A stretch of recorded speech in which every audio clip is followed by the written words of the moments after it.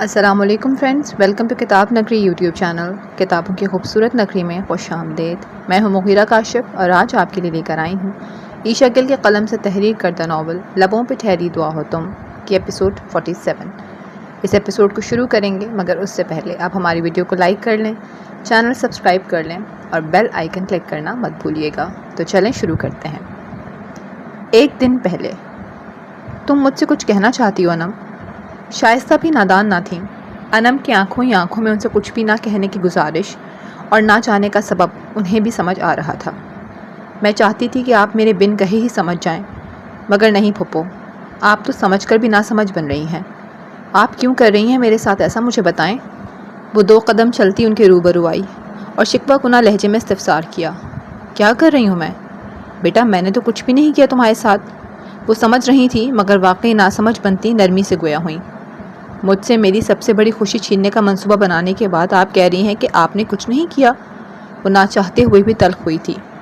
میں مجبور ہوں انم بیٹا، میں بھی نہیں چاہتی کہ تمہاری خوشیوں کو تم سے جدا کروں، مگر کیا پھپھو؟ وہ بے دردی سے انہیں ٹوک گئی۔ جھوٹ بولتی تھیں آپ، بچپن سے لے کر اب تک جھوٹ بولا ہے آپ نے کہ آپ مجھ سے بہت پیار کرتی ہیں۔ میں آپ کی بھتیجی نہیں بلکہ آپ کی بیٹی ہوں، مگر اب اسی بیٹی کی جھولی خالی کرنا چاہ رہی ہیں آپ۔ پھپھو نہیں بلکہ ماں ہوں تمہاری، یہی کہتی آئی ہیں نا آپ؟ تو پھر بتائیں، ایک ماں اپنی ہی بیٹی سے اس کی خوشی کیسے چھین سکتی ہے؟ وہ ایموشنل بلیک میل نہیں کر رہی تھی، بلکہ وہ واقعی جذباتی ہو چکی تھی۔ آنکھیں کٹوروں تک بھر آئی تھیں اور ان کٹوروں سے کپ کا پانی چھلکنا شروع ہو چکا تھا۔ تم آج بھی میری بیٹی ہی ہو انم۔ بھلے میں نے تمہیں جنم نہیں دیا، مگر میری کوئی بیٹی ہوتی اور وہ بھی ایسے ہی دکھ سے گزرتی تو اس کے دکھ پہ بھی مجھے ایسے ہی تکلیف ہوتی جیسے تمہارے دکھ پہ ہو رہی ہے۔ شائستہ نے بہت نرمی سے اس کا چہرہ ہاتھوں میں بھرتے ہوئے کہا تو انم نے درستی سے ان کے ہاتھوں کو جھٹک دیا۔ جھوٹ بولتی ہیں آپ، جھوٹ بولتی ہیں، کیونکہ آپ کی اگر کوئی بیٹی ہوتی تو آپ اس کے ساتھ ایسا کبھی ہونے ہی نہ دیتی۔ مان لیں پھپھو، مان لیں کہ آپ نے مجھے کبھی اپنی اولاد کی طرح سمجھا ہی نہیں، کیونکہ اگر سمجھتی تو جو ناانصافی آج میرے ساتھ کی جا رہی ہے وہ آپ کبھی نہ ہونے دیتی۔ وہ کچ خلقی سے گویا ہوئی تو اپنی باتوں سے شائستہ کے دل پہ گویا خنجر چلا گئی۔ بے بسی و غصے کے مارے چہرہ سرخ پڑ چکا تھا۔ میں جھوٹ نہیں بول رہی بیٹا، میں نے تو کبھی تم تینوں میں فرق نہیں کیا۔ جتنا دل میرا ایک کے درد پہ دکھتا ہے اتنا ہی باقیوں کے درد پہ بھی دکھتا ہے۔ مجھ سے بدگمان مت ہو انم، تم تو اچھی طرح جانتی ہو مجھے۔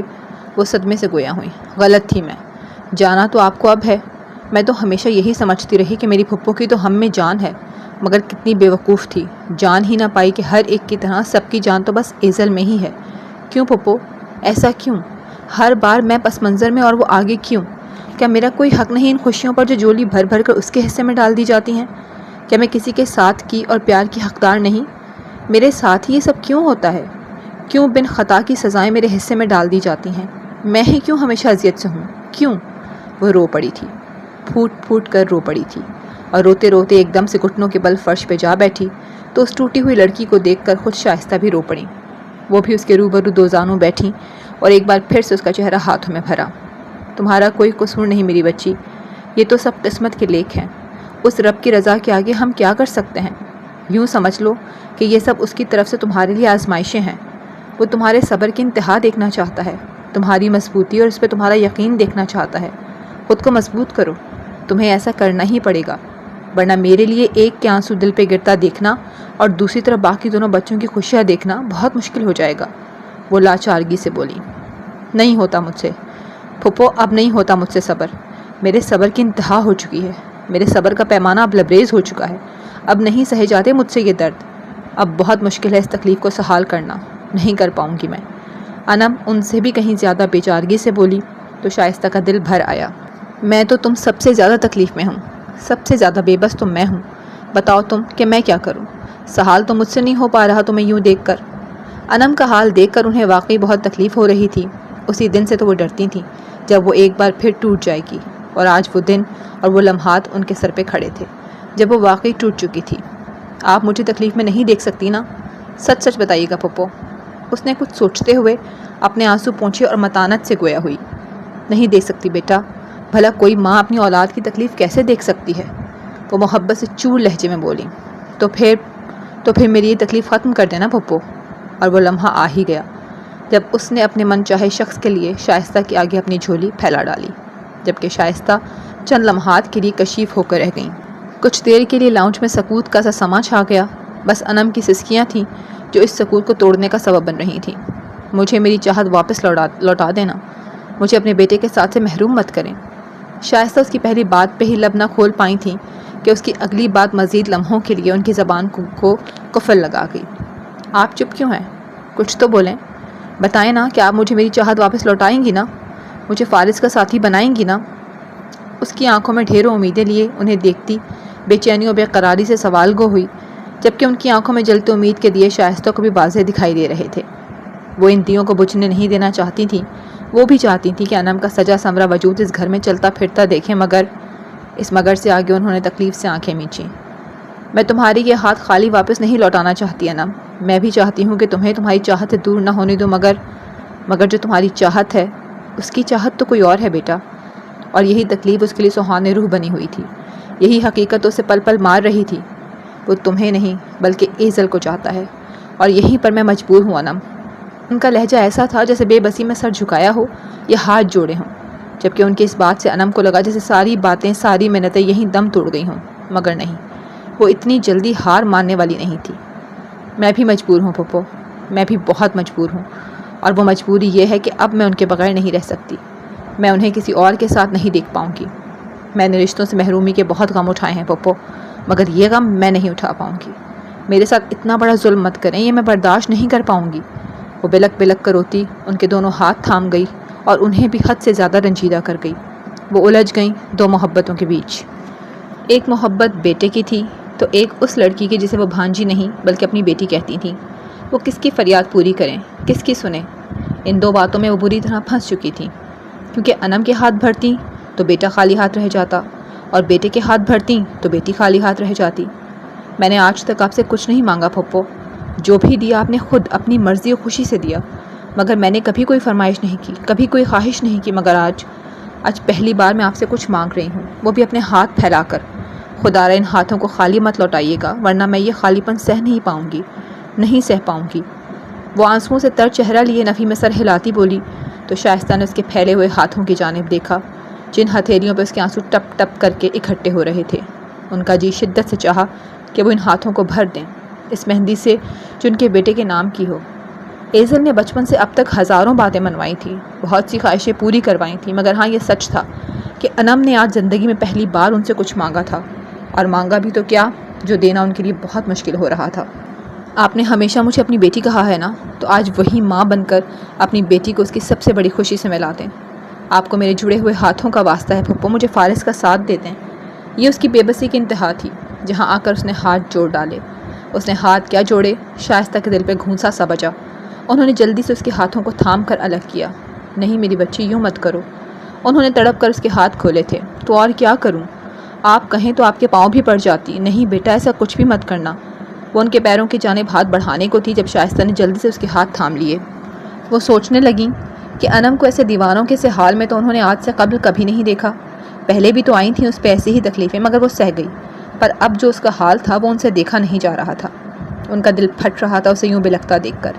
ان کا دل تو یہی سوچ سوچ کر بند ہو رہا تھا کہ ابھی سے ایسا حال ہے تو جب وہ شخص مکمل طور پر اسے چھن گیا تب کیا ہوگا؟ نہیں، میں اپنے بچی کو اس حال میں نہیں دیکھ سکتی۔ وہ دل ہی دل میں بولیں، میں کیا کروں پھپھو، کے پاس جاؤں، کس سے فریاد کروں کہ مجھے اس رشتے کی محرومیت سے بچا لیں؟ آپ کے سوا کوئی بھی تو نہیں ہے جو مجھے میری خوشی واپس لوٹائے۔ آپ ہی میرا واحد ذریعہ ہیں۔ آپ نے بھی مجھے خالی ہاتھ اور خالی دامن موڑ دیا تو میں کس سے فریاد کروں گی، کس کے آگے جھولی پھیلاؤں گی؟ صرف آپ ہی ہیں جو مجھے اس تکلیف سے نکال سکتی ہیں، صرف آپ۔ تو پھر نکال دینا۔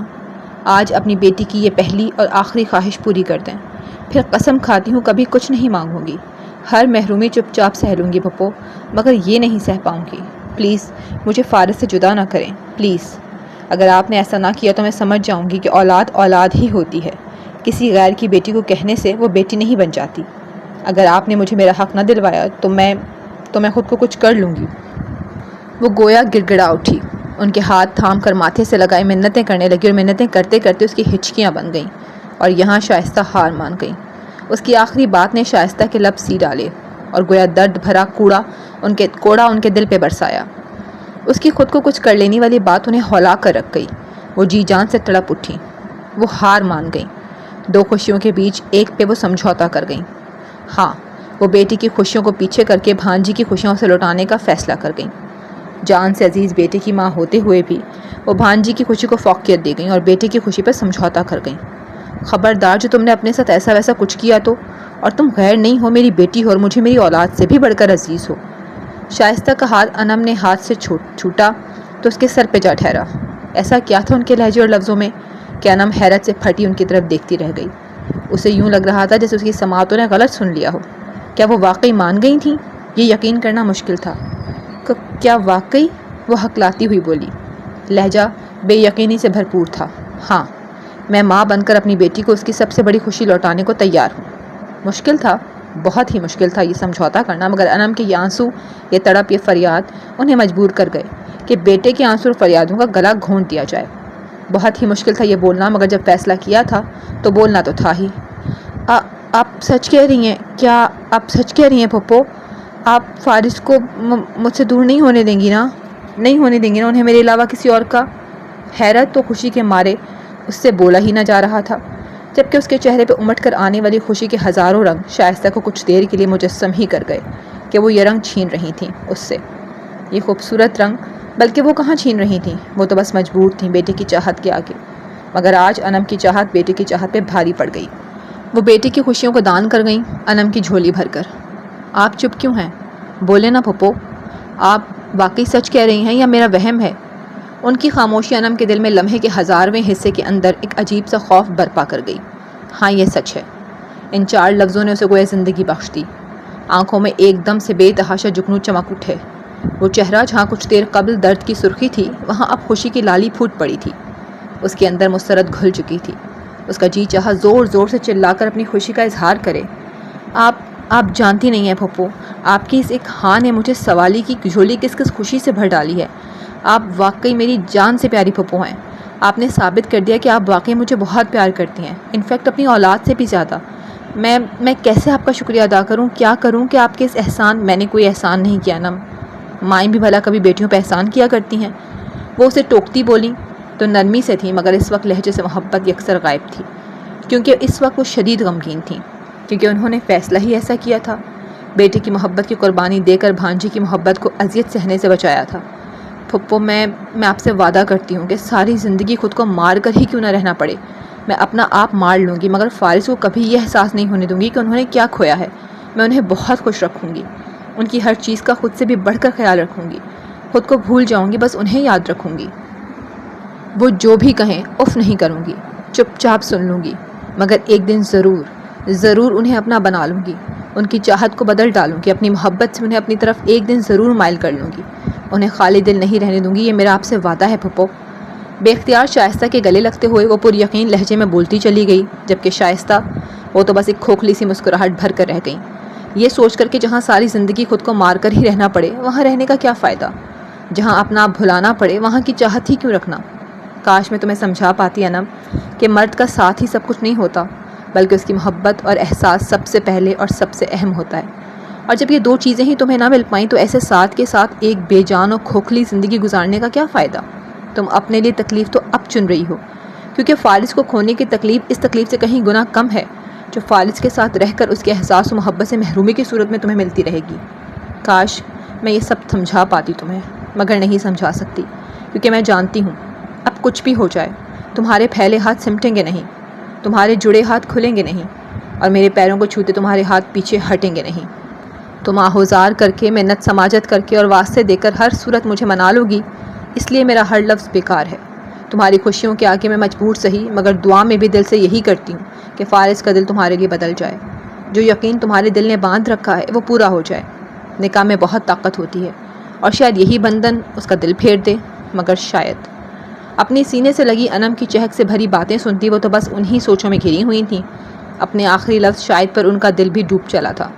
وہ سوچ کر رہ گئیں کہ جب فارس کو پتہ چلے گا تو وہ کیا طوفان اٹھائے گا، مگر سب سے بڑی سوچ یہ کہ نہ جانے ان کا یہ فیصلہ سب کی زندگیوں میں کون سے موڑ لائے گا۔ وہ لوگ چلے گئے۔ کافی دیر بعد جب آغا فارس لاؤنج میں داخل ہوئے تو صوفے پہ صرف شائستہ کو ہی بیٹھا پا کر استفسار کرنے لگے۔ شائستہ نے ایک ناراضگی بھری نظر ان پہ ڈالی، مگر بولنے کی زحمت نہ کی۔ آپ نے بات کی ان سے؟ کیا کہا انہوں نے؟ کیا وہ راضی ہو گئے؟ کیا تاثرات تھے ان کے؟ غصہ ہو گئے تھے یا پھر پریشان؟ وہ متجسس سے گویا ہوئے، بے صبری ہی بے صبری تھی لہجے میں۔ وہ پوچھ رہے تھے جبکہ شائستہ ابھی بھی لب بستہ ہی تھیں۔ آپ چپ کیوں ہیں؟ کچھ بولیں نا ماما۔ مجھ سے آپ کی ناراضگی ایک طرف، مگر کم از کم اس بارے میں تو مجھ سے بات کریں۔ بتائیں نا کیا کہا انہوں نے۔ وہ جو ان کے روبرو بیٹھے تھے اٹھ کر ان کے پاس چلے آئے اور گزارشانہ لہجے میں پوچھا۔ استفہامیہ نگاہیں ان ہی کے چہرے پہ ٹکی تھیں۔ کچھ کہتے تو تب جب میں ان سے بات کرتی، میں نے ان سے اس بارے میں کوئی بات نہیں کی۔ وہ بولیں تو لہجے میں کوئی اپنائیت نہ تھی، ہاں ایک عجیب سا درد ضرور تھا جسے آغا فارس نے محسوس نہ کیا۔ لیکن آپ کر تو رہی تھی بات، آپ بتانے والی تھی میری اور ایزل کے بارے میں۔ ان کا چہرہ لمحے بھر میں مرجھا کر رہ گیا۔ ہاں کرنے والی تھی مگر کر نہ پائی۔ انم کا بازو جل گیا تھا چائے گرنے سے، تو بس اسی کی طرف ہو گئے ہم سب، مگر کر لوں گی بات۔ شائستہ نے آدھا سچ اور آدھا جھوٹ بولا۔ تو پھر آپ اب کر لینا بات، پلیز ماما، اب اور دیر مت کریں، میں مزید انتظار نہیں کر سکتا۔ وہ منت طلب لہجے میں بولے تو شائستہ بس خاموشی سے انہیں دیکھ کر رہ گئیں۔ دل میں زور و شور سے یہ سوچ اٹھی کہ جس نے ایک بار بھی جھوٹے منہ انم کے جلے بازو کا حال نہ پوچھا، وہ آئندہ زندگی میں اس کا کیا خیال رکھے گا۔ پہلے بھی آپ نے کہا تھا کہ جب وہ واپس آ جائیں گے تو آپ کریں گی بات، اور اب جب آئے ہیں تو تب بھی اتنی تاخیر۔ اٹھے نا اور جا کر ان سے میرے اور ایزل کے بند کرو یہ ایزل ایزل کی رٹ۔ کہا ہے نا کر لوں گی بات، تو چپ کیوں نہیں کر جاتے تم؟ بالکل ہی پاگل بن چکے ہو تم تو۔ شائستہ درستی سے انہیں ٹوک گئیں تو وہ وہیں ہونٹوں کو قفل لگا گئے۔ حیران اس لیے نہ ہوئے کیونکہ اس غصے سے تو ان کی ناراضگی کا سبب ہی قرار دے گئے۔ ٹھیک ہے اب غصہ مت کریں۔ انہوں نے بھی اپنے بے صبری پن کو تھپکی دے کر سلایا اور ان کے شانوں پہ ہاتھ رکھتے محبت سے گویا ہوئے، ہٹو پیچھے، جبکہ شائستہ ان کے ہاتھ جھٹکتی اٹھ کھڑی ہوئیں اور اپنے کمرے میں چلی گئیں۔ اس وقت وہ شدید ڈسٹرب تھیں۔ کل اور پرسوں تک تو ان کی پریشانی کی وجہ آغا فارس تھے، مگر آج جو تڑپنا انم انہیں دکھا کر گئی تھی، اس کے بعد سے ان کی پریشانی اور سوچیں اور بھی بڑھ گئی تھیں۔ وہ کمرے میں جا چکی تھیں اور آغا فارس نے بھی انہیں نہ روکا اور نہ ہی اٹھ کر ان کے پیچھے گئے۔ یہ ناراضگی جلد ہی ختم ہو جائے گی، کیونکہ میں جانتا ہوں آپ زیادہ دیر مجھ سے ناراض رہ ہی نہیں سکتی۔ وہ مدھم سا مسکرائے، مگر پھر یہ مسکراہٹ اگلے ہی لمحے عنقا ہو گئی جب یہ سوچ آئی کہ ایزل کی ناراضگی کیسے ختم ہوگی۔ اس وقت ان کے لیے سب سے اہم دو کام تھے، ایک ماموں ممانی سے ہمیشہ کے لیے ایزل کا ساتھ مانگنا اور دوسرا اسے منانا، اور وہ پہلے کام کے ہو جانے کے منتظر تھے کیونکہ اس کے مان جانے کے چانسز زیادہ تھے۔ فارس اور انم کی شادی، یہ وہ لفظ تھے جنہوں نے اس کی روح ایک جھٹکے سے کھینچ ڈالی تھی۔ اسے لگا تھا جیسے زندگی اسی وقت ختم ہو گئی جب اس کے محافظ ہی نے اس کی آبرو کو بے آبرو کر ڈالا۔ یوں لگا تھا جیسے اس سے بڑا غم، اس سے بڑا درد و اذیت تو اور کوئی ہو ہی نہیں سکتی، مگر وہ غلط تھی، اور ہر بار وہ غلط ہوتی تھی۔ ہر بار اسے ایسا درد ملتا تھا جو گزرے درد سے کہیں گنا بڑا ہوتا تھا۔ اس کی زندگی تب ختم نہیں ہوئی تھی جب اس پہ انکشاف ہوا کہ وہ رات بھر اس شخص کی باہوں میں رہی ہے۔ اس کی زندگی تو اب ختم ہوئی تھی جب اس پہ آشکار ہوا تھا کہ اس سے اس شخص کی باہوں کی پناہ چھینی جانے والی ہے، بلکہ وہ پورے کا پورا شخص ہی اس سے چھینا جانے والا ہے۔ انم تمہاری بھی اتنی ہی بیٹی ہے جتنی کہ ہماری، ہم تو اسے پہلے ہی تمہیں دے چکے ہیں، پھر مانگنا کیسا، اور کیسا خالی ہاتھ لوٹانا۔ مگر میں سمجھ نہیں پا رہا کہ یوں اچانک شادی کا خیال تمہیں کیوں آ گیا۔ میرا مطلب ہے کہ شادی تو ہم نے کرنی ہی ہے، مگر یوں آنن فانن تو نہیں سوچ رکھا تھا۔ اعجاز متذبذب سے سوال گو ہوئے۔ میں جانتی تھی تم دونوں یہ سوال ضرور پوچھو گے، اور پوچھنا چاہیے بھی، آخر کو اتنی جلدی شادی جو مانگی ہے، مگر میں بھی کیا کروں اعجاز، مجھ سے اب رہا نہیں جا رہا۔ گزرے دنوں طبیعت کچھ ناساز رہی، عجیب عجیب سے خواب آتے رہے، یوں محسوس ہوتا رہا جیسے مجھے کچھ ہو جائے، اللہ نہ کرے۔ شائستہ کیسی باتیں کر رہی ہو؟ اعجاز نے فوراً انہیں ٹوک ڈالا۔ میں دانستہ تھوڑی نہ دیکھتی رہی ایسے ڈرانے خواب، خواب تک تو ٹھیک تھا، جاگتے میں بھی ہر لمحہ یہی خوف ستانے لگا کہ اگر مجھے کچھ ہو گیا تو فارس تو پہلے ہی اپنی طرف سے بہت لاپرواہ رہتا ہے، اب خیال نہیں رکھتا تو بعد میں کیوں کر رکھے گا۔ بس اسی لیے میں نے سوچ لیا کہ اپنی زندگی میں ہی اب جلد از جلد انم کو بیاہ کر اس گھر میں لے آنا ہے۔ میری پیاری سلجھی ہوئی بچی گھر آ جائے تو پھر میں بھی بے فکر ہو کر اس دنیا سے رخصت ہوں۔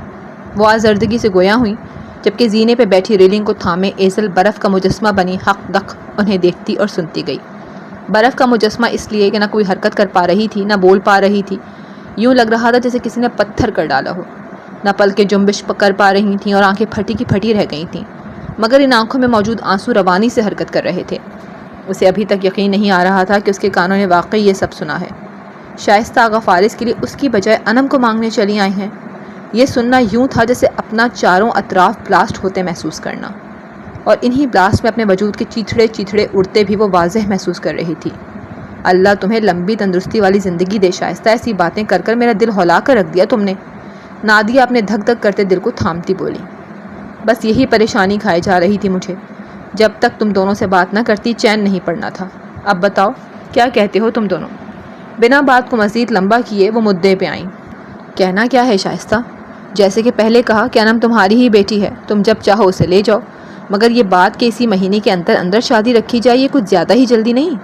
میرا مطلب ہے کہ اتنی جلدی سب انتظام کیسے ہوگا؟ اور پھر کارڈز بنوانا، سب رشتہ داروں کو بھیجنا، سب کیا کہیں گے کہ بیٹھے بیٹھائے شادی رکھ دی؟ بہت سی باتیں سوچنی پڑتی تھیں۔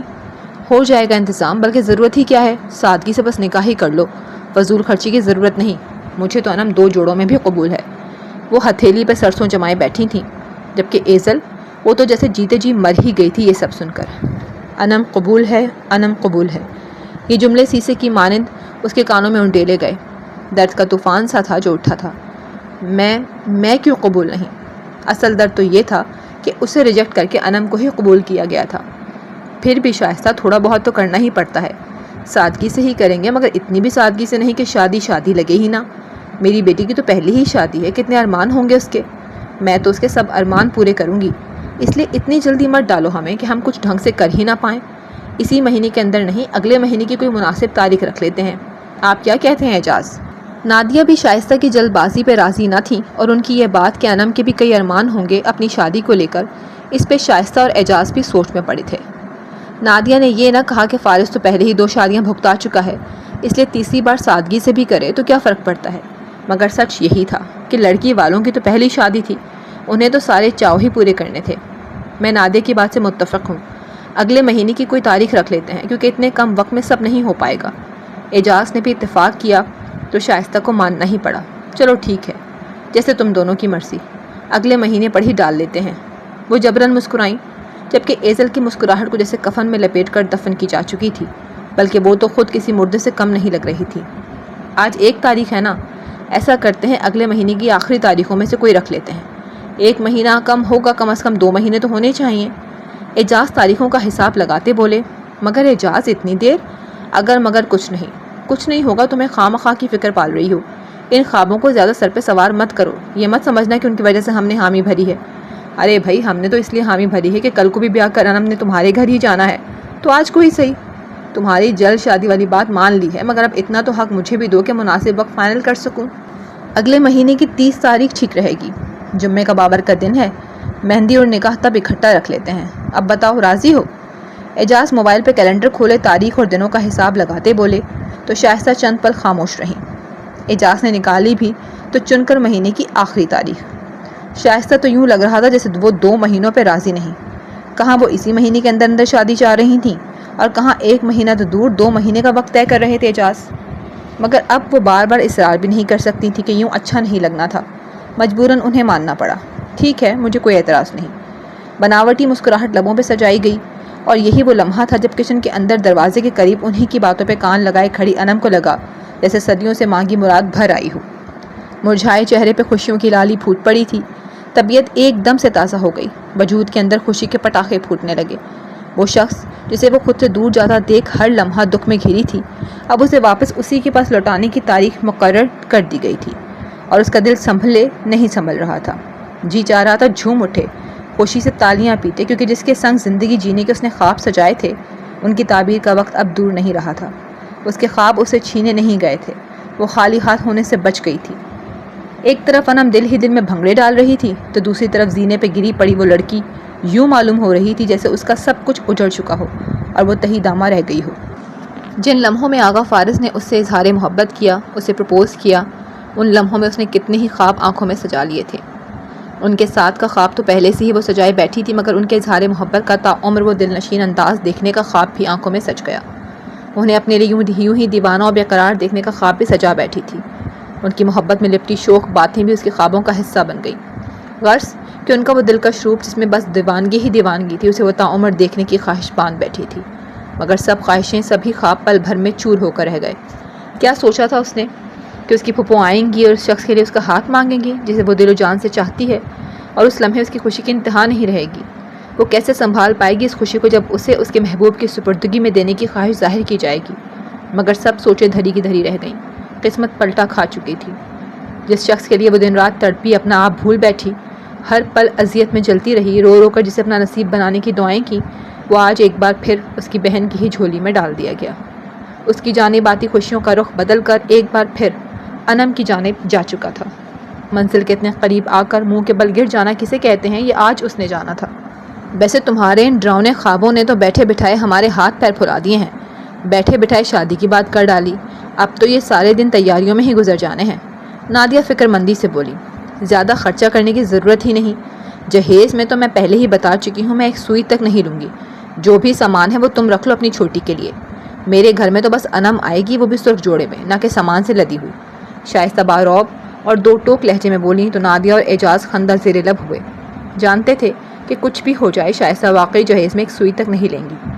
اس شخص کا نام کا جو سرخ جوڑا پہننے کی خواہش و حسرت ایزل کے دل نے کی تھی، وہ اب انم کے تن پہ سجایا جانا تھا۔ شائستہ کی یہ بات سن کر جہاں انم کے لبوں پہ شرمیلی سی مسکان دوڑ آئی تھی، وہاں ایزل کو لگا جیسے وہ اب اگلا سانس نہیں لے پائے گی۔ ماما بہت جلد میرے لیے تمہارا ہاتھ مانگنے آئیں گی، اور پھر اقرار کے لمحات طے پاتے ہی میں اپنی ننھی سی جان کو ہمیشہ کے لیے اپنے گھر لے آؤں گے۔ اس کی سماعتوں میں آغا فارس کے لفظوں کی بازگشت ہوئی تھی، درد کی لہریں تھیں جو اس کے پورے وجود میں دوڑ اٹھی تھیں۔ شائستہ واقعی آئی تھیں، مگر ہاتھ اس کا نہیں بلکہ انم کا دیا گیا تھا، بلکہ مہینوں قبل دیا جا چکا تھا۔ اقرار کے لمحات واقعی طے پائے تھے، مگر ایزل کے لیے نہیں بلکہ انم کے لیے۔ اس گھر میں واقعی ہمیشہ کے لیے اس گھر کی لڑکی لے جانے تھی، مگر غم اس بات کا تھا کہ وہ ایزل نہیں بلکہ انم تھی۔ وہ ایزل نہیں بلکہ انم ہے، یہ سوچیں ایزل کو نیم پاگل کر رہی تھیں۔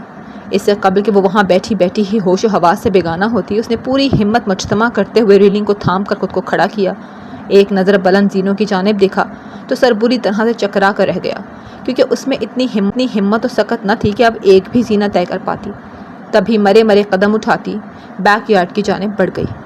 اچھا بھائی، اس بارے میں بعد میں بات کر لیں گے، ابھی تو میرا خیال ہے منہ میٹھا کر لیتے ہیں۔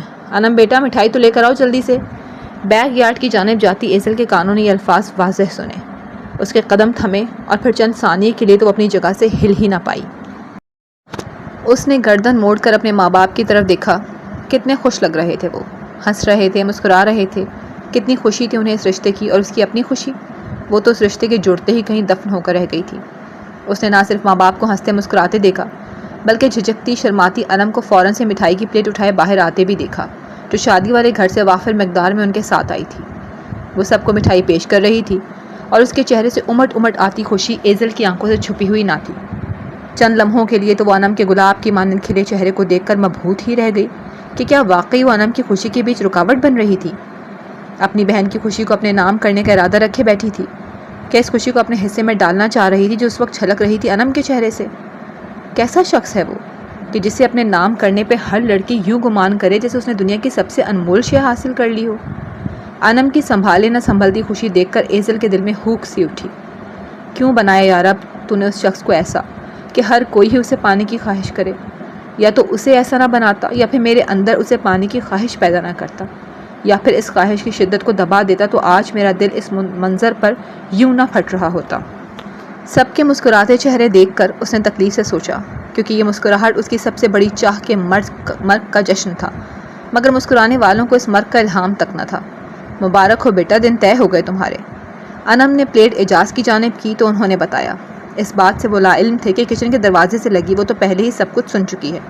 ان کی بات پر اس کے لبوں پہ شرمیلی سی مسکراہٹ آ گئی، جسے دیکھ کر بے ساختہ نادیہ کے لبوں سے دعا نکلی، اللہ میری بچی کو سدا ایسے ہی خوش رکھے، اور ساتھ ہی ساتھ سر پر پیار بھی دیا۔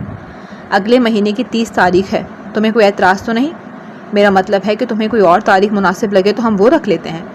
نادیہ نے آہستگی سے پوچھا کہ اس سے بھی پوچھنا ضروری تھا۔ نہیں ماما، مجھے کوئی اعتراض نہیں، یہی تاریخ مناسب ہے جو آپ نے طے کی ہے۔ وہ رسانیت سے گویا ہوئی۔ پھپھو آپ بھی لینا۔ ان سے ہٹ کر وہ شائستہ کے پاس آئی اور انہیں بھی منہ میٹھا کرنے کا بولا۔ نہیں بیٹا، تمہیں پتہ ہی ہے میں میٹھے سے ذرا پرہیز ہی کرتی ہوں، تم کھاؤ۔ شائستہ نے رسانیت سے انکار کر دیا۔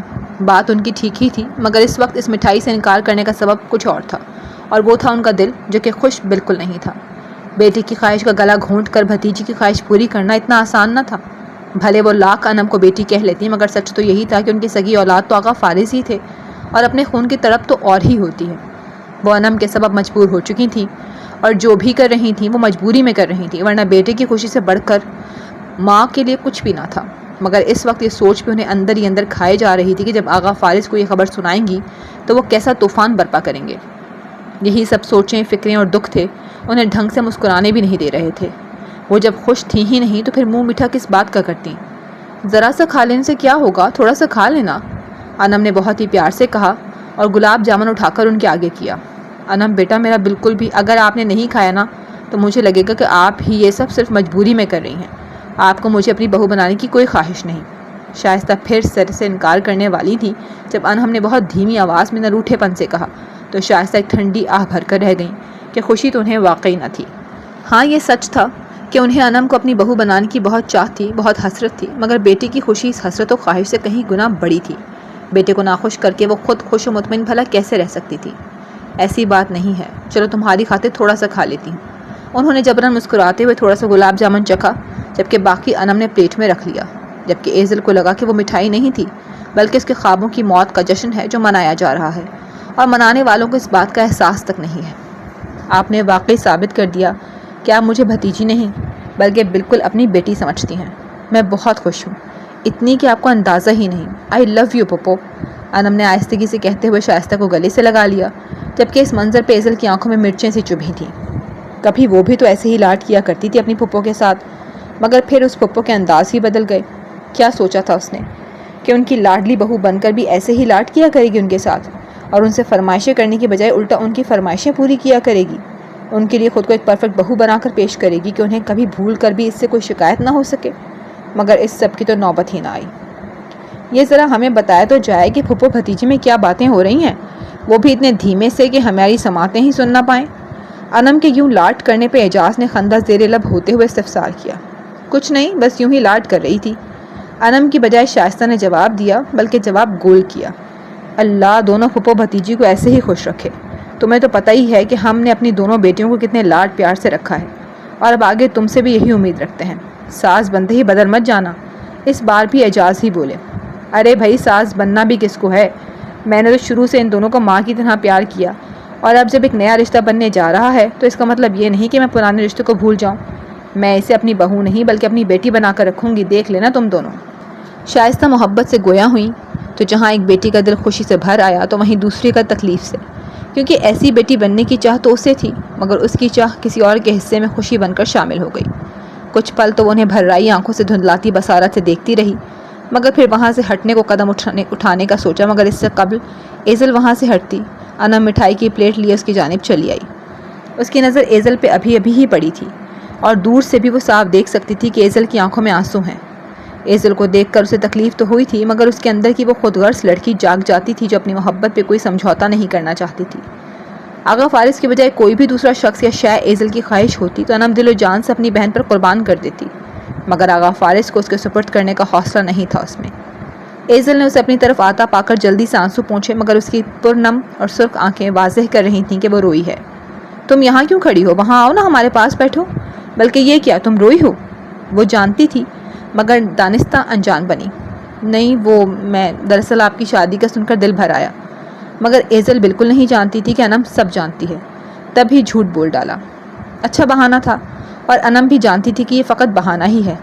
ارے پاگل، میں کون سا آج ہی بیاہ کر جا رہی ہوں یا پھر 7 سمندر پار جا رہی ہوں، برابر والے گھر ہی تو جاؤں گی۔ تمہارا جب دل چاہے پہلے کی طرح آ جایا کرنا، تمہیں بھلا کوئی روک سکتا ہے؟ زبردستی کی مسکراہٹ لبوں میں سجائے وہ بولی۔ ہاں ٹھیک کہا آپ نے۔ سوائے ان چند لفظوں کے وہ کچھ نہ بول پائی۔ کیا تمہیں خوشی نہیں ہوئی؟ نہ جانے کیوں انم نے یہ سوال کیا، جبکہ اس سوال پہ چند لمحے تو ایزل ہڑبڑا کر رہ گئی۔ نہیں مجھے بھلا کیوں خوشی نہیں ہوگی، میں بہت خوش ہوں۔ اس نے بہت جبر کر کے امٹ کر آتے اپنے آنسوؤں کو واپس دھکیلا اور بناوٹی مسکان لبوں پہ سجائے ٹھہر ٹھہر کر بولی۔ نہ جانے کیوں لگ نہیں رہا۔ اس کے ضبط کا امتحان لیتی وہ بولی۔ بہت گہرائی سے وہ ایزل کی آنکھوں میں دیکھ رہی تھی، جہاں ایک ایسے غم کا سمندر ٹھہرا ہوا تھا جس میں اسے اپنا آپ ڈوبتا محسوس ہوا۔ ایزل کی تکلیف اپنے دل پہ محسوس ہوئی تھی، مگر کیا کرتی اس پاگل دل کا جو اس شخص کو کسی اور کے حوالے کرنے کو راضی ہی نہ تھا۔ نہیں آپ، ایسا تو بالکل نہیں ہے۔ اس کے سوال پہ ایزل نے بے ساختہ نظریں چرائی تھیں۔ اچھا اگر ایسا نہیں ہے تو پھر کھاؤ یہ لڈو، میری شادی نہیں بلکہ شادی کی تاریخ طے ہونے کا لڈو۔ ویسے بھی تمہیں لڈو بہت پسند ہے نا؟ انم نے جھٹ سے لڈو اس کے لبوں کے آگے کیا۔ آخر سب جانتے بوجھتے ہوئے بھی وہ کیوں کر رہی تھی ایسا؟ پسند تھے مگر اب نہیں ہیں آپ ہی۔ اب کے ایزل سے یہاں کھڑے رہنا دشوار ہوا تھا۔ اتنی سی دیر میں ہی خود پر باندھے جھوٹے پن کا ضبط اب ٹوٹنے لگا تھا، مگر اسے انم کے سامنے توڑنے سے وہ ڈرتی تھی۔ دیکھا، مجھے پہلے ہی پتا تھا کہ تمہیں کوئی خوشی نہیں ہے، ناپسندیدگی کا تو بس بہانہ ہے، وہ نہ روٹھے پن سے بولی۔ آپ غلط سمجھ رہی ہیں، میں آپ کی بہن ہوں، کوئی دشمن تو نہیں جو آپ کی خوشیاں مجھے اچھی نہ لگیں۔ اس کی آنکھیں بھر آئی تھیں۔ چلو اس بات پر ہی صحیح اسے بہانہ تو ملا اپنے آنسوؤں کو آزاد کرنے کا۔ ارے میں تو یوں ہی تمہیں تنگ کر رہی تھی، تم تو رونے ہی لگی۔ اچھا بابا، مان لیا تم بہت خوش ہو۔ انم کو بھی اس کے آنسو درد پہنچانے لگے تو جلدی سے بولی، رونا بند کرو، آج تو خوشی کا دن ہے۔ تمہیں لڈو اب پسند نہیں تو کیا ہوا، تم یہ گلاب جامن کھاؤ، تمہارے آقا کو یہ بہت پسند ہے نا، اب تو سوال ہی پیدا نہیں ہوتا کھانے کا۔ اس نے ایزل کو چپ کرواتے ہوئے اب کے گلاب جامن اٹھایا، جبکہ ایزل کی سماعتیں تو بس ان دو لفظوں پہ ہی اٹک کر رہ گئیں کہ تمہارے آقا۔ میرے آقا؟ نہیں آپی، وہ میرے تو کبھی تھے ہی نہیں، اگر ہوتے تو یہ مٹھائی آپ مجھے نہیں بلکہ میں آپ کو کھلا رہی ہوتی۔ اسی سوچ کے ساتھ دل میں درد کا طوفان سا اٹھا تھا، جسے ہر بار کی طرح وہ برداشت کر گئی۔ آخر وہ بنی ہی درد سہنے کے لیے تھی۔ دیکھ کیا رہی ہو، لو کھاؤ نا۔ انم نے خود ہی اس کے لبوں سے گلاب جامن لگایا تو ایزل نے بالکل کسی چڑیا کے جتنا کھایا اور منہ پیچھے کر لیا۔ اس لمحے ایزل کو لگا جیسے اس نے میٹھا نہیں بلکہ کوئی کڑوا زہر دل مار کر حلق سے اتارا ہو۔ حلق سے اترتے ہی اس کی آنکھوں سے دو موتی ٹوٹ کر گالوں پہ بہے تھے۔ وہ مٹھائی نہیں بلکہ زہر ہی تھا، جو بھلے ذرے برابر ہی کیوں نہ ہو مگر جسم کے اندر پوری طرح پھیل کر بندے کو ناکارہ کر چھوڑتا ہے۔ اور واقعی ایزل کو لگا اس کی سانسیں اکھڑ رہی ہیں، دل رک رہا ہے۔ وہ اپنے ہی دل کے قتل پہ جشن منانے والوں میں کیسے شامل ہو سکتی تھی؟ وہ مٹھائی کیسے کھا سکتی تھی جو اس کی خواہشوں کی موت کے نام کی گئی ہو؟ یہ ہوئی نا بات۔ چلو اب بس رونا نہیں، یہ آنسو پونچھو اور منہ ہاتھ دھو کے آ کر ہم سب کے بیچ بیٹھو۔ مسکراتے ہوئے انم نے اس کے گال پہ تھپکی دی تو وہ سر ہلاتی یوں بھاگی جیسے کسی قید سے رہائی ملی ہو، جبکہ اپنی پوروں پہ ٹھہری اس کی آنسوؤں کی نمی کو دیکھتے ہوئے انم نے اپنے آنسوؤں کو سختی سے بہنے سے روکا۔ مجھے معاف کر دو ایزل، مگر میں تمہاری خوشی کی خاطر اپنی خوشی قربان کرنے کا حوصلہ نہیں رکھتی۔ عرصے بعد تو میری زندگی میں یہ خوبصورت احساس اور رشتہ آیا ہے، اسے میں باقی رشتوں کی طرح کھونا نہیں چاہتی۔ میری آنکھوں نے اس شخص کے سنگ جو خواب سجائے ہیں انہیں کرچی کرچی دیکھنے کی سوچ بھی میرے لیے سہانے روح ہے۔ بھلے ہی سب یہ سمجھتے ہوں کہ تم لاؤبالی سی ہو، نہ سمجھ ہو اور میں بہت سمجھدار، مگر میں جانتی ہوں کہ تم مجھ سے کہیں زیادہ سمجھدار اور حوصلے والی ہو۔ بہت جلد خود کو سنبھال لو گی، اور تمہاری آسانی کے لیے ہی میں نے دانستہ تم سے ایسی باتیں کی اور مٹھائی کھلائی کہ تمہارا ضبط مضبوط ہوتا رہے، اور وہ دن جلد آ جائے جب تم مجھے اور فارس کو ایک ساتھ دیکھ کر بالکل نہ بکھرو، بلکہ تمہارے چہرے پہ ایک مسکان ہو، بھلے بناوٹی ہی صحیح۔ اسے زینے چڑھتا دیکھ انم نے حسرت سے سوچا اور پلٹ کر سب کے پاس چلی آئی۔ کیا باتیں کر رہی تھی تم دونوں؟ اور یہ ایزل پھر سے کمرے میں کیوں چلی گئی؟ کیا تم نے اسے بتایا نہیں؟ کیونکہ ابھی تک اس کی طرف سے کوئی رونق نہیں لگی۔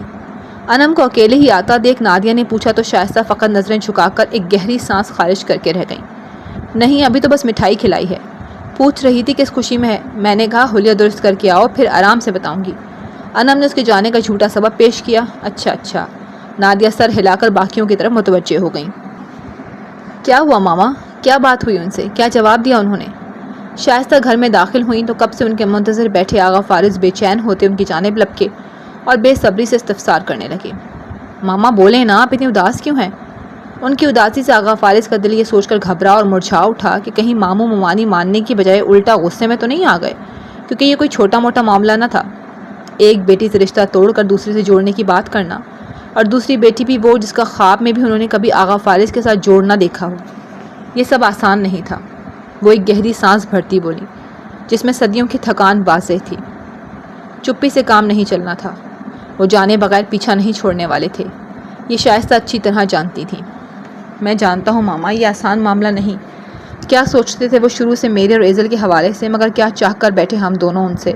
مگر کیا کریں ماما، محبت کبھی کسی سے پوچھ کر تھوڑی نہ ہوتی ہے، پر اب جب ہو گئی ہے تو اس سے جدائی میرے لیے ممکن نہیں۔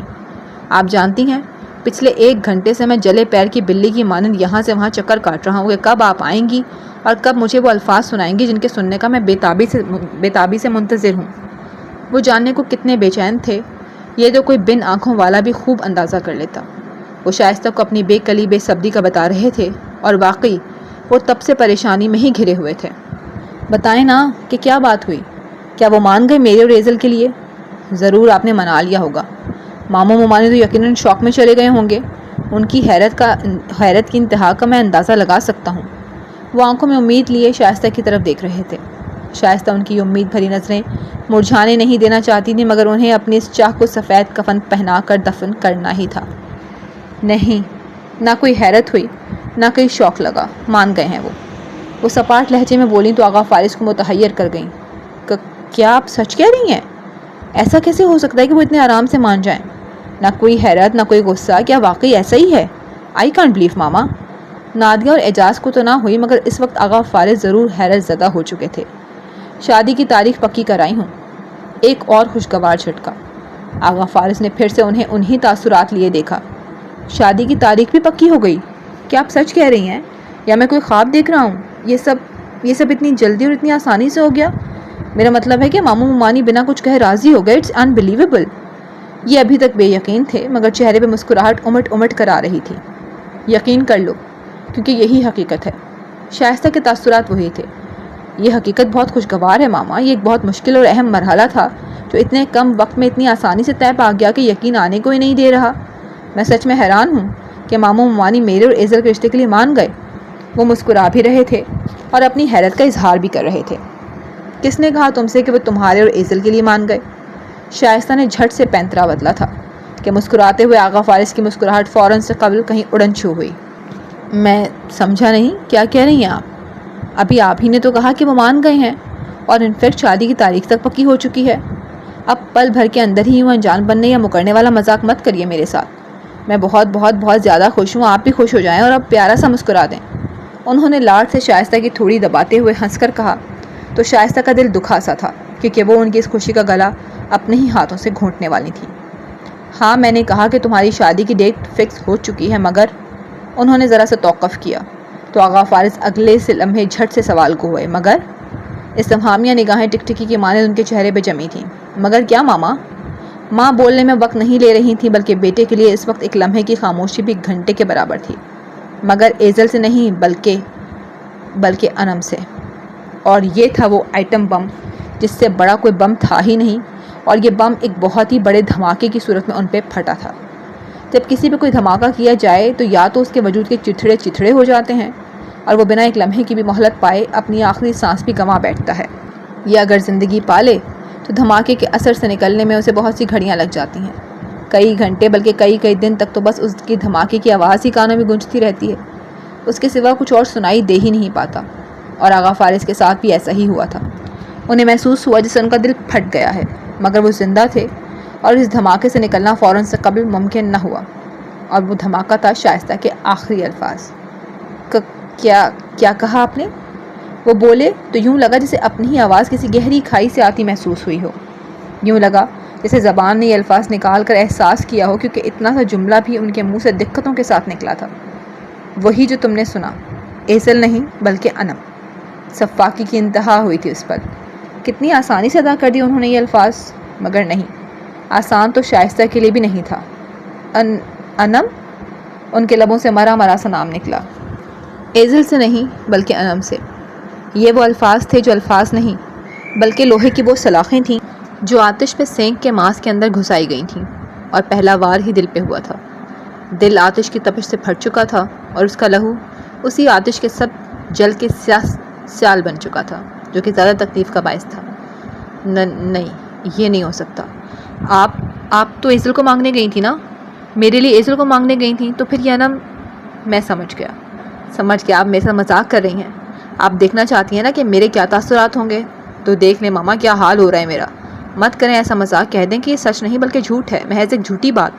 وہ دیوانے پن سے بولے، جبکہ شائستہ نے آنکھوں میں آئی نمی کو آنکھیں میچ کر واپس دھکیلا، کیونکہ بہت مشکل تھا انہیں یوں ٹوٹتا بکھرتا دیکھنا، بلکہ ابھی دیکھا ہی کہاں تھا۔ ابھی تو یہ شروعات تھی، ابھی تو انہیں اچھا خاصا ٹوٹنا تھا۔ اگلے مہینے کی 30 تاریخ کو تمہارا انم کے ساتھ نکاح ہے۔ جواب ہاں یا نہ میں نہ آیا۔ یہ بھی نہ کہا گیا کہ یہ واقعی مذاق ہے، جھوٹ ہے یا پھر سچ ہے۔ جواب جو ملا وہ کانوں کے لیے پگھلے سیسے سے کم نہیں تھا۔ انہوں نے تھپڑ نہیں مارا تھا، مگر آغا فارس کو لگا یہ تھپڑ تھا جو ان کے منہ پہ برسا۔ ان کی ماں تو ان کے لیے ان کی سب سے بڑی خوشی مانگنے گئی تھی۔ کتنا یقین دلایا تھا کہ وہ ضرور بات کریں گی، مگر وہ یہ کیا کرائیں؟ کیسا ستم ڈھایا تھا ان پہ، انہیں خوشگوار حیرت میں ڈال کر، ان کے چہرے پہ خوشی کی پھوار لا کر، کس سے لمحے کے اندر اس خوشی کا قتل کر کے اسے میت میں تبدیل کر ڈالا۔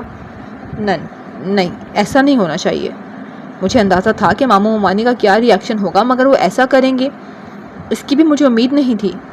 اگر وہ ایزل کے لیے راضی نہیں تو پھر اپنی بڑی بیٹی کو مجھے دینے کی کیا ضرورت ہے؟ اگر ایزل نہیں تو پھر انم بھی کیوں؟ میں نہیں کروں گا انم سے شادی، بلکہ میں ان سے بات کروں گا، انہیں مناؤں گا۔ ماما مجھے لگتا ہے کہ آپ نے ان سے ٹھیک سے بات ہی نہیں کی، آپ کو انہیں منانا آیا ہی نہیں۔ اب میں بات کروں گا نا تو دیکھنا وہ ضرور مان جائیں گے، اور انہیں ماننا ہی ہوگا۔ شائستہ کیا کر کے آئی تھیں اور وہ کیا سمجھ رہے تھے؟ وہ انم کے لیے راضی نہ تھے، لہجے میں بولے کہ ایزل نہیں تو وہ بھی کیوں؟ وہ ایزل کو پانے کی خواہش مند تھے، تبھی اٹل لہجے میں کہتے تہیا کرتے اٹھے اور دروازے کی جانب قدم بڑھائے، مگر ان کے قدموں کو زنجیر باندھنے کے لیے ابھی شائستہ کے الفاظ باقی تھے۔ وہ مانتے تو تب جب میں نے ان سے یہ الفاظ کانوں میں پڑنے تھے کہ قدم واقعی زنجیر ہوئے، مگر اس زنجیر سے بھی ایڑیوں کے بل وہ گھوم ضرور گئے تھے۔ کیا؟ احتجاب میں ڈوبا یہ ایک لفظ ان کے حلق سے نکلا۔ آپ کا مطلب ہے کہ آپ نے ان سے بات کی ہی نہیں؟ کیوں ماما، کیوں کیا آپ نے ایسا؟ بنا کچھ کہے جا کر انم سے میری تعریف پکی کرائیں؟ کیا چاہتی ہیں آپ؟ کیا تماشا ہے آخر یہ؟ وہ وہیں کھڑے بدتمیزی سے چلائے۔ چلاؤ مت، اس پاگل لڑکی کے لیے آج اپنی ماں سے بدتمیزی کرنے کھڑے ہو گئے، شرم نہیں آتی تمہیں؟ شائستہ کو ان کا لہجہ بہت چبھا تھا، ان کے دل میں تکلیف سی اٹھی تھی۔ آج سے قبل کبھی بھی انہوں نے شائستہ سے اتنی اونچی آواز اور اس لہجے میں بات نہیں کی تھی، اور اب جب کی تو بے ساختہ شائستہ کے منہ سے ایزل کے لیے ایسا لفظ نکل آیا جسے سن کر آغا فارس کو مزید تاؤ چڑھ گیا۔ خبردار ماما، جو آپ نے اسے پاگل کہا۔ وہ انگلی اٹھا کر وارن کرتے بولے۔ صحیح کہا تم نے، وہ پاگل نہیں ہے، پاگل تو بلکہ اس نے تمہیں بنا رکھا ہے۔ اچھا بھلا میرے بیٹے کو دیوانہ مجنوں بنا ڈالا ہے، ایسا بنا ڈالا ہے کہ وہ بیٹا جو کبھی مجھ سے مذاق میں بھی اونچی آواز میں بات تک نہیں کرتا تھا، وہ اب گلا پھاڑے مجھ پہ چلانے لگا ہے، ہر بار اسی کو لے کر مجھ سے لڑتا ہے۔ واہ فارس واہ، کیا سے کیا بنا ڈالا ہے اس نے تمہیں۔ میرے بیٹے تو تم اب کہیں سے لگتے ہی نہیں ہو، یوں لگتا ہے اسی کے رنگ میں رنگ چکے ہو، کوئی اور تو نظر آتا ہی نہیں سوائے اس کے۔ جلن اور طنز کے تیر ڈبو ڈبو کر مارتی وہ بولیں۔ ہاں ہوں میں دیوانہ مجنوں، اور یہ جو میرا لہجہ ہے یہ آپ ہی کے ایکشن کا ری ایکشن ہے۔ آپ نے صحیح کہا، سوائے اس کے کہ اب واقعی مجھے کچھ سجھائی نہیں دیتا۔ وہ میری زندگی ہے، میرا سب کچھ ہے۔ وہ ایک بار پھر سے دیوانگی بھرے لہجے میں چلائے تو چند ثانیے کو شائستہ افسوس سے انہیں دیکھ کر رہ گئیں۔ اور میں کچھ نہیں ہوں تمہارے لیے، وہ سب کچھ ہے تمہارے لیے، مگر ماں کی کوئی ویلیو نہیں، جس نے تمہیں پیدا کیا، پال پوس کر بڑا کیا، تمہیں اعلیٰ تعلیم دی، باشعور بنایا، ایک قابل انسان بنایا۔ آج اسی ماں کی تمہاری نظر میں کوئی ویلیو ہی نہیں۔ وہ لڑکی جس نے آج تک تمہارے لیے کچھ نہ کیا، الٹا دن رات تمہارے کندھے سے لگی رہی، نت نئی فرمائشیں پوری کرواتی رہی اور تمہارے کندھوں کا بوجھ بنی رہی، آج وہ تمہیں سب سے بڑھ کر ہو گئی کہ اس کے آگے اس ماں کو بھی فرش کی دھول بنا دیا۔ بولتے بولتے شائستہ کی آواز بھر آ گئی، انہیں واقعی دکھ لگا تھا۔ آپ غلط سمجھ رہی ہیں ماما، میرے لیے آپ کی جو ویلیو ہے وہ کسی اور کی نہیں، اور ایزل کی ویلیو اس سے یکسر مختلف ہے۔ آپ خامخواہ جذباتی ہو رہی ہیں، غلط آپ میرے ساتھ کر رہی ہیں، جبکہ یہ سب ایسے بول رہی ہیں جیسے غلط آپ کے ساتھ ہو رہا ہے۔ میں نہیں جانتا آپ نے میرے ساتھ ایسا کیوں کیا، کیوں آپ نے ماموں ممانی سے میرے لیے بات نہیں کی، میں نہیں جانتا، مگر اب میں ان سے ضرور بات کروں گا۔ آغا فارس پہلے تو کچھ غصے کو قابو رکھتے تحمل سے بولے کہ شائستہ کی بدگمانی دور کرنی تھی، مگر پھر آخری الفاظ مستحکم تھے۔ وہ اعجاز اور نادیہ سے بات کرنے کے لیے لمبے لمبے ڈگ بھرتے دروازے کی جانب بڑھے۔ آپ کے سوا کوئی بھی تو نہیں ہے جو مجھے میری خواہش واپس لوٹا دے، آپ ہی میرا واحد ذریعہ ہیں۔ آپ نے بھی مجھے خالی ہاتھ و خالی دامن موڑ دیا تو میں کس سے فریاد کروں گی، کس کے آگے جھولی پھیلاؤں گی؟ صرف آپ ہی ہیں جو مجھے اس تکلیف سے نکال سکتی ہیں، صرف آپ۔ تو پھر نکال دینا، آج اپنی بیٹی کی یہ پہلی اور آخری خواہش پوری کر دیں، پھر قسم کھاتی ہوں کبھی کچھ نہیں مانگوں گی، ہر محرومی چپ چاپ سہ لوں گی پھپھو، مگر یہ نہیں سہ پاؤں گی۔ پلیز مجھے فارس سے جدا نہ کریں، پلیز۔ اگر آپ نے ایسا نہ کیا تو میں سمجھ جاؤں گی کہ اولاد ہی ہوتی ہے، کسی غیر کو بیٹی کہنے سے وہ بیٹی نہیں بن جاتی۔ وہ لمبے لمبے ڈگ بھرتے دروازے کے قریب تر ہوتے جا رہے تھے، جبکہ شائستہ سماعتوں میں باز گشت کرتی انم کی فریادوں کو سن رہی تھی۔ ان کی آنکھوں کے سامنے انم کا رونا، ان کے ہاتھ پکڑ کر ماتھے سے لگاتے ہوئے گڑ گڑانا یاد آ گیا، خاص کر وہ آخری بات کہ اولاد ہی ہوتی ہے، کسی غیر کو بیٹی کہنے سے وہ بیٹی نہیں بن جاتی۔ اگر آپ نے مجھے میرا حق نہ دلوایا تو میں خود کو کچھ کر لوں گی۔ اس کی یہ دھمکی تو ہر بات پہ بھاری پڑ چکی تھی، ہر لمحہ بس یہی فکر ہی تو کھائی جا رہی تھی انہیں کہ وہ جذبات میں آ کر واقعی کوئی قدم نہ اٹھا لے۔ مگر شادی کی تاریخ طے کرنے کے بعد اس کی جانب سے کچھ حوصلہ ہوا تھا انہیں، مگر آغا فارس کا انکار پہ انکار شائستہ کو پھر سے خوف میں جکڑے جا رہا تھا۔ رک جاؤ فارس، وہیں رک جاؤ، وہ بآواز بلند باروب لہجے میں بولی، مگر آغا فارس ان کی پکار کو نظر انداز کرتے بنا رکے آگے بڑھتے گئے۔ ایک امید ٹوٹی تھی ان کی کہ آج ان کے حکم کی ویلیو اتنی صفر ہو گئی۔ رک جاؤ فارس، تمہیں میری قسم ہے، وہیں رک جاؤ، کیونکہ اگر تم نے یہ دہلیز پار کی تو اپنی مری ماں کا منہ دیکھو گے۔ اور اس دھمکی پہ کوئی سنگ دل، کوئی سفاک ہی ہوتا جو دہلیز پار کرتا۔ وہ جہاں تھے وہیں رک گئے، یوں جیسے اب قدم کبھی اس سے آگے پیچھے یا دائیں بائیں اٹھ ہی نہیں پائیں گے۔ یہ آخر کیا کہہ ڈالا تھا شائستہ نے؟ سیدھا ان کے دل پہ اس کی سب سے بڑی دکھتی رگ پہ وار کیا تھا۔ وہ کتنا ہی کیوں نہ کہہ لیتے کہ ایزل ان کی زندگی ہے، ان کا سب کچھ ہے، مگر اس حقیقت کو نہیں جھٹلا سکتے تھے کہ انہیں 9 مہینے کوکھ میں رکھ کر تکلیف اٹھا کر پیدا کرنے والی ماں ان کے لیے ہر چیز، ہر انسان سے بھی بڑھ کر ہے۔ شائستہ نے رکنے کا کہا، وہ رک گئے، مگر جو دھمکی انہوں نے لگائی تھی وہ آغا فارس کو بری طرح جھنجھوڑ کر رکھ گئی تھی۔ وہ ایڑیوں کے بل گھوم کر پلٹے اور پھٹی پھٹی آنکھوں سے شائستہ کی طرف دیکھا۔ جن کے منہ سے اتنے بڑے الفاظ نکلے تھے، وہ الفاظ جنہیں سچ ہوتا وہ کبھی سوچ بھی نہیں سکتے تھے، کبھی بھی نہیں۔ ماما، حیرت سے چور لفظ ماں ان کے لبوں سے نکلا۔ ماں تبھی کہنا جب تمہارے نزدیک اس ماں کی رتی بھر بھی کوئی اہمیت ہو، وہی طنز۔ کیسے کہہ سکتی ہیں آپ ایسا؟ اتنی بڑی بات آپ آخر کیسے؟ میں ایسا کہہ نہیں بلکہ ایسا کر بھی سکتی ہوں۔ وہ جو بول رہے تھے، شائستہ انہیں ٹوکتی ایک ایک لفظ پہ یوں زور دے کر بولیں کہ آغا فارس کی روح پھڑ پھڑا کر رہ گئی۔ خدا کے لیے ماما، آپ ایسا سوچ بھی کیسے سکتی ہیں؟ آپ کو میری قسم ہے جو آپ نے ایسا کرنا تو دور، کہنے تک کا بھی سوچا تو۔ وہ وہی لمبے ڈگ بھرتے ان کے روبرو آ کھڑے ہوئے اور ان کی فکر میں گھلے لہجے میں بولے، اور تمہیں بھی میری قسم ہے فارس، جو تم نے انم سے شادی سے انکار کیا تو۔ وہ بھی انہی کے لہجے میں بولی، جبکہ آغا فارس ہکا بکا انہیں دیکھتے رہ گئے۔ ان کی قسم کے آگے چند لمحوں کے لیے تو کچھ بول ہی نہ پائے۔ وہ ماں جن سے انہیں سب سے زیادہ امید تھی، آج وہی ظالم سماج بنی کھڑی تھی۔ مت دیں مجھے اپنی قسم، مت کریں میرے سپرد وہ الفاظ جو میرے لیے مجبوری بن کر رہ جائیں۔ پہلے بھی آپ کے جوڑے رشتے کے سبب میں ہر لمحہ مجبوریوں کے جکڑے میں رہا ہوں، اور اب جب لگا کہ سب مجبوریاں ختم ہو جائیں گی تو آپ مجھے اپنی قسم میں باندھنا چاہ رہی ہیں۔ نہیں ماما، ایسا مت کریں، میں ایزل سے بہت محبت کرتا ہوں، مجھے اسے جدا مت کریں۔ میں نے وعدہ کیا ہے اس سے کہ جب میں مر گئی تو کر لینا اپنے سبھی وعدے پورے۔ وہ جو منت بھرے لہجے میں بولتے گزارشیں کر رہے تھے، شائستہ کے بے دردی سے ٹوک کر بولے گئے الفاظ انہیں ایک بار پھر تکلیف سے چور کر گئے۔ میں آپ کا بیٹا ہوں، دشمن نہیں ہوں آپ کا۔ میری خوشی مجھے دینے کی بجائے الٹا مجھے تکلیف سے کیوں نہ باز رہی ہیں؟ آپ تو مان گئی تھی نا میرے اور ایزل کے لیے، پھر آخر اب یہ سب کیوں ماما؟ وہ لاچارگی سے سوال گو ہوئے۔ تمہاری خوشی کے آگے مجبور ہو گئی تھی، مگر اب کچھ مجبوریاں ایسی بھی ہیں جنہیں پورا کرنے کے لیے اس سابقہ مجبوری کا گلا گھونٹنا پڑے گا۔ وہ خود کو مضبوط کرتی بولی، ورنہ وہ اندر ہی اندر بہت کمزور پڑ رہی تھی۔ انم کی خود کو کچھ کر لینے والی دھمکی انہیں بیٹے کو اس کی خوشی دینے سے روکے ہوئی تھی۔ میں نہیں مانتا کسی مجبوری کو، میں صرف یہ جانتا ہوں کہ میں اور ایزل ایک دوسرے کو بہت چاہتے ہیں اور ایک دوسرے کے بنا نہیں رہ سکتے۔ میں اسے اکیلے نہیں چھوڑ سکتا، نہیں کر سکتا اس سے اپنے ساتھ سے محروم۔ مجھے ایزل چاہیے۔ شائستہ کی دھمکیوں کے باوجود بھی وہ اپنی محبت کے لیے آواز اٹھائے ہوئے تھے، چپ نہیں کیے تھے۔ تو پھر ٹھیک ہے، آج فیصلہ کر لو کہ تمہیں ماں چاہیے یا پھر ایزل۔ شائستہ بھی روبرو کھڑی دو بدو بولی، تو یہ تیسری ایسی دھمکی آمیز بات تھی جس نے گہرا دھچکا دیا تھا آغا فارس کو۔ ماما، یہ کیسی باتیں کر رہی ہیں آپ؟ مجھے آپ دونوں کا ہی ساتھ چاہیے، میں آپ دونوں کے بغیر ہی نہیں رہ سکتا، مجھے آتا ہی نہیں آپ دونوں کے بغیر رہنا۔ وہ بے چارگی سے بولے، کیونکہ ایک طرف ماں تھی جس نے انہیں جنم دیا، ماں کے ساتھ ساتھ باپ بن کر پالا، ان کی ہر خواہش پوری کی، جی جان سے بڑھ کر پیار کیا، اور بس پیار ہی کیا، جبکہ دوسری طرف وہ لڑکی تھی جس کی انہوں نے ہر خواہش پوری کی تھی، بے تحاشا پیار دیا اسے، ہر ایک سے آگے رکھا، اور اب وہی انہیں اپنی زندگی لگنے لگی تھی۔ شائستہ اور ایزل، یہ دونوں ان کے لیے لازم و ملزوم تھیں۔ ایک دایاں بازو تھی تو دوسری بایاں، ایک دل تھی تو دوسری دھڑکن۔ کسی ایک کا انتخاب ان کے لیے بے حد مشکل مرحلہ تھا، اور وہ اس مرحلے سے گزرنا نہیں چاہتے تھے، تبھی بولے، پلیز مجھے اتنے بڑے امتحان میں مت ڈالیں ماما، میرے لیے آپ دونوں کا ساتھ ہی ہر ساتھ سے بڑھ کر ہے، سمجھنے کی کوشش کریں۔ انہوں نے باقاعدہ ہاتھ جوڑے کہ شاید ماں کو رحم آ جائے۔ ایک وقت میں دو لوگوں کا ساتھ ممکن نہیں، تمہیں کسی ایک کو چننا ہوگا، میں یا پھر ایزل۔ اگر مجھے چنو تو یہیں اسی گھر میں میرے ساتھ رہو گے، اور اگر ایزل کو چنو گے تو تمہیں اس گھر کی دہلیز پار کرنی ہوگی، اور دہلیز پار کرنے سے قبل تمہیں مجھ سے اپنا ہر ناتا توڑنا پڑے گا۔ اس لمحے آغا فارس کو یوں لگا جیسے یکدم سے کوئی بڑا سا پہاڑ ان کے سر پہ آ گرا ہو اور ان کے وجود کو نیست و نابود کر گیا ہو۔ شائستہ کی شرط نے انہیں کچھ بولنے تو کیا، کچھ سوچنے سمجھنے تک کے قابل نہ چھوڑا تھا۔ وہ آنکھیں پھاڑے منہ کھولے لب بستہ بس انہیں دیکھے گئے کہ کیا واقعی سامنے کھڑی شرطیں گنواتی ان کی ماں ہی ہے یا کوئی اور۔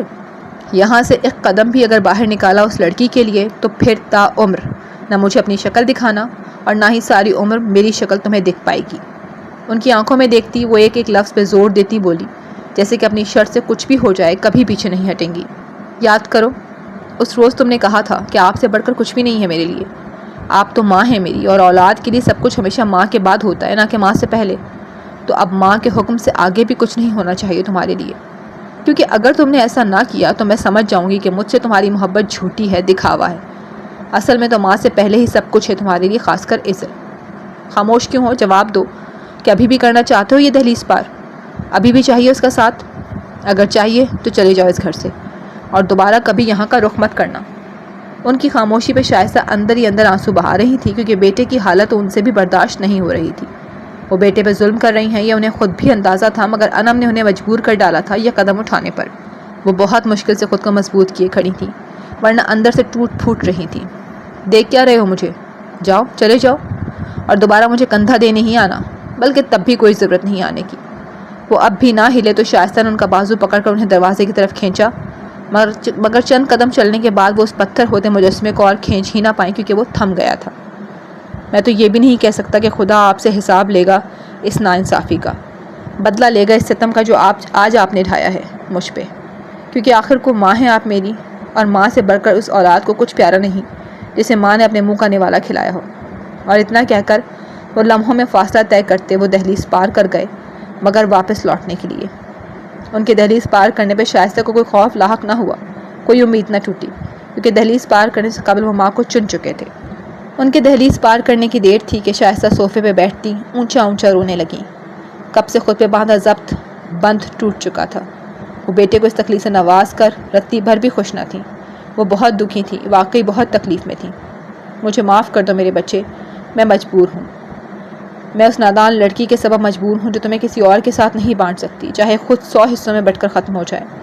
میں جانتی ہوں ایزل تم سے بہت پیار کرتی ہے، اور مجھے ایزل بھی انم ہی کی طرح پیاری ہے، مگر ایک بیٹی کی زندگی کی خاطر مجھے دوسری کو محرومی کی تکلیف سے گزارنا ہی ہوگا۔ اللہ میرے تینوں بچوں کو دلی اور دماغی سکون دے اور مجھے میرے کیے پہ معاف کرے۔ لبوں پہ دوپٹہ رکھے روتے ہوئے وہ خالی دہلیز کو تکتی، نہ صرف آغا فارز اور ایزل بلکہ اپنے رب سے بھی اپنے کیے کی معافی مانگ رہی تھیں، اس سب کو اپنی مجبوری قرار دے کر۔ تو آخر کار میری سن لی گئی، میری جھوٹی دھمکی کو سچ سمجھتے ہوئے آخر پھپھو مان ہی گئیں، اور آج میرے دل کو سکون میسر آ گیا۔ اپنے کمرے کی لان کی جانب کھلتی کھڑکی کے سامنے کھڑی وہ باہر سے جھونکے بھر بھر کر آتی ہوا کو سانسوں میں اتارے اس میں مگر مسلسل مسکرا رہی تھی کہ آج خوشی ہی اتنی ملی تھی۔ آئی ایم سوری پھپھو، مجھے اپنے جھوٹے لفظوں سے آپ کو مجبور کرنا پڑا۔ یقیناً آپ کو بہت تکلیف بھی ہوئی ہوگی، مگر کیا کرتی، میرے پاس اور کوئی راستہ بھی تو باقی نہیں بچا تھا سوائے آپ کو ایموشنل بلیک میل کرنے کے۔ میرے پاس کوئی چارہ نہ تھا۔ میں نے اپنی جان لینے کی بات کی، اور وہ محض بات ہی تھی، اس سے آگے کچھ نہیں، کیونکہ میں بھلا اپنی جان کیوں لوں؟ میں تو زندہ رہ کر فارز کا ساتھ دیکھنا چاہتی ہوں۔ اسے تنہائی میں شائستہ سے معافی بھی مانگ ڈالی کہ وہ سب کہنا اس کی بے بسی و مجبوری بن گیا تھا، ورنہ وہ ایسا قدم کبھی نہیں اٹھا سکتی تھی۔ اب آپ کو میرا ہونے سے کوئی نہیں روک سکتا فارز۔ ایک بار آپ کو پا لوں پھر آپ کے دل تک بھی رضائی حاصل کر لوں گی، کیونکہ مجھے میری محبت پر یقین ہے۔ وہ پور یقین لہجے میں بولی اور آئینے کے روبرو جا کھڑی ہوئی، کیونکہ آج جو خوبصورت رنگ اس کے چہرے پہ بکھرے تھے انہیں وہ جی بھر کر دیکھنا چاہتی تھی۔ تم تیار نہیں ہوئے ابھی تک؟ حارث کپڑے تبدیل کر کے بیڈ پہ نیم دراز ہو چکا تھا جب زرین دروازہ نوک کیے اندر چلی آئیں۔ تیار؟ مگر کس لیے؟ وہ انجان بنتا بولا۔ زیادہ انجان بننے کی ضرورت نہیں، تم جانتے ہو کس لیے تیار ہونے کی بات کر رہی ہوں۔ اب جلدی سے اٹھو، ریڈی ہو جاؤ۔ انہیں مصنوعی آنکھیں دکھاتے ہوئے روب سے کہا، نہ میں اٹھوں گا، نہ ہی میں تیار ہوں گا، اور نہ ہی کہیں جاؤں گا۔ وہ جواب بزد لہجے میں گویا ہوا۔ بدتمیزی مت کرو حارث، جب میں کہہ رہی ہوں کہ تم میرے ساتھ چل رہے ہو تو مطلب چل رہے ہو، اب مزید کوئی بحث نہیں۔ اس بار زرین کا غصہ مصنوعی نہیں تھا۔ میں بدتمیزی نہیں کر رہا امی جان، میں بہت تمیز اور پیار سے بول رہا ہوں کہ میں اس اسٹوپڈ اور اگنورنٹ لڑکی کے برتھ ڈے پر ہرگز نہیں جاؤں گا۔ آپ کو جانا ہے تو شوق سے جائیے، مگر میں کسی صورت نہیں جاؤں گا۔ وہ اٹل لہجے میں بولا۔ آج شہزین کا جنم دن تھا اور اس نے سیلیبریشن رکھی تھی۔ اپنے کئی دوستوں کو بھی انوائٹ کیا تھا، جبکہ زرین کو بھی اسپیشلی فون کر کے انوائٹ کیا اور کافی محبت سے پیش آئی۔ اس کا محبت بھرا لہجہ زرین کو کافی اچھا لگا، جبکہ وہ یہ نہیں جانتی تھی کہ اس محبت کے پیچھے بھی مطلب چھپا تھا۔ چند میٹھی میٹھی باتیں کرنے کے بعد اس نے خاص طور پر حارث کو بھی لانے کا کہا، کیونکہ اس سے قبل اس نے حارث کو بھی فون کیا تھا، مگر اس نے 2 ٹوک لفظوں میں انکار کر دیا تھا۔ تب ہی اس نے زرین کو ہتھیار بنایا۔ اس کے جنم دن کے لیے نہ صحیح، کم از کم یہی سوچ کر چل پڑو کہ وہ تمہاری بہن کا بھی گھر ہے، اور پھر یہ بھی تو دیکھو کہ شہزین نے کتنے پیار سے ہمیں بلایا ہے، اور انوشے کی طرف سے الگ انویٹیشن ہے۔ اب کے زرین گزارشوں پہ اتر آئی تھی۔ بہن کا گھر ہو یا کسی کا بھی، بس جہاں وہ لڑکی ہوگی وہاں ہرگز نہیں جاؤں گا، کہہ دیا تو کہہ دیا۔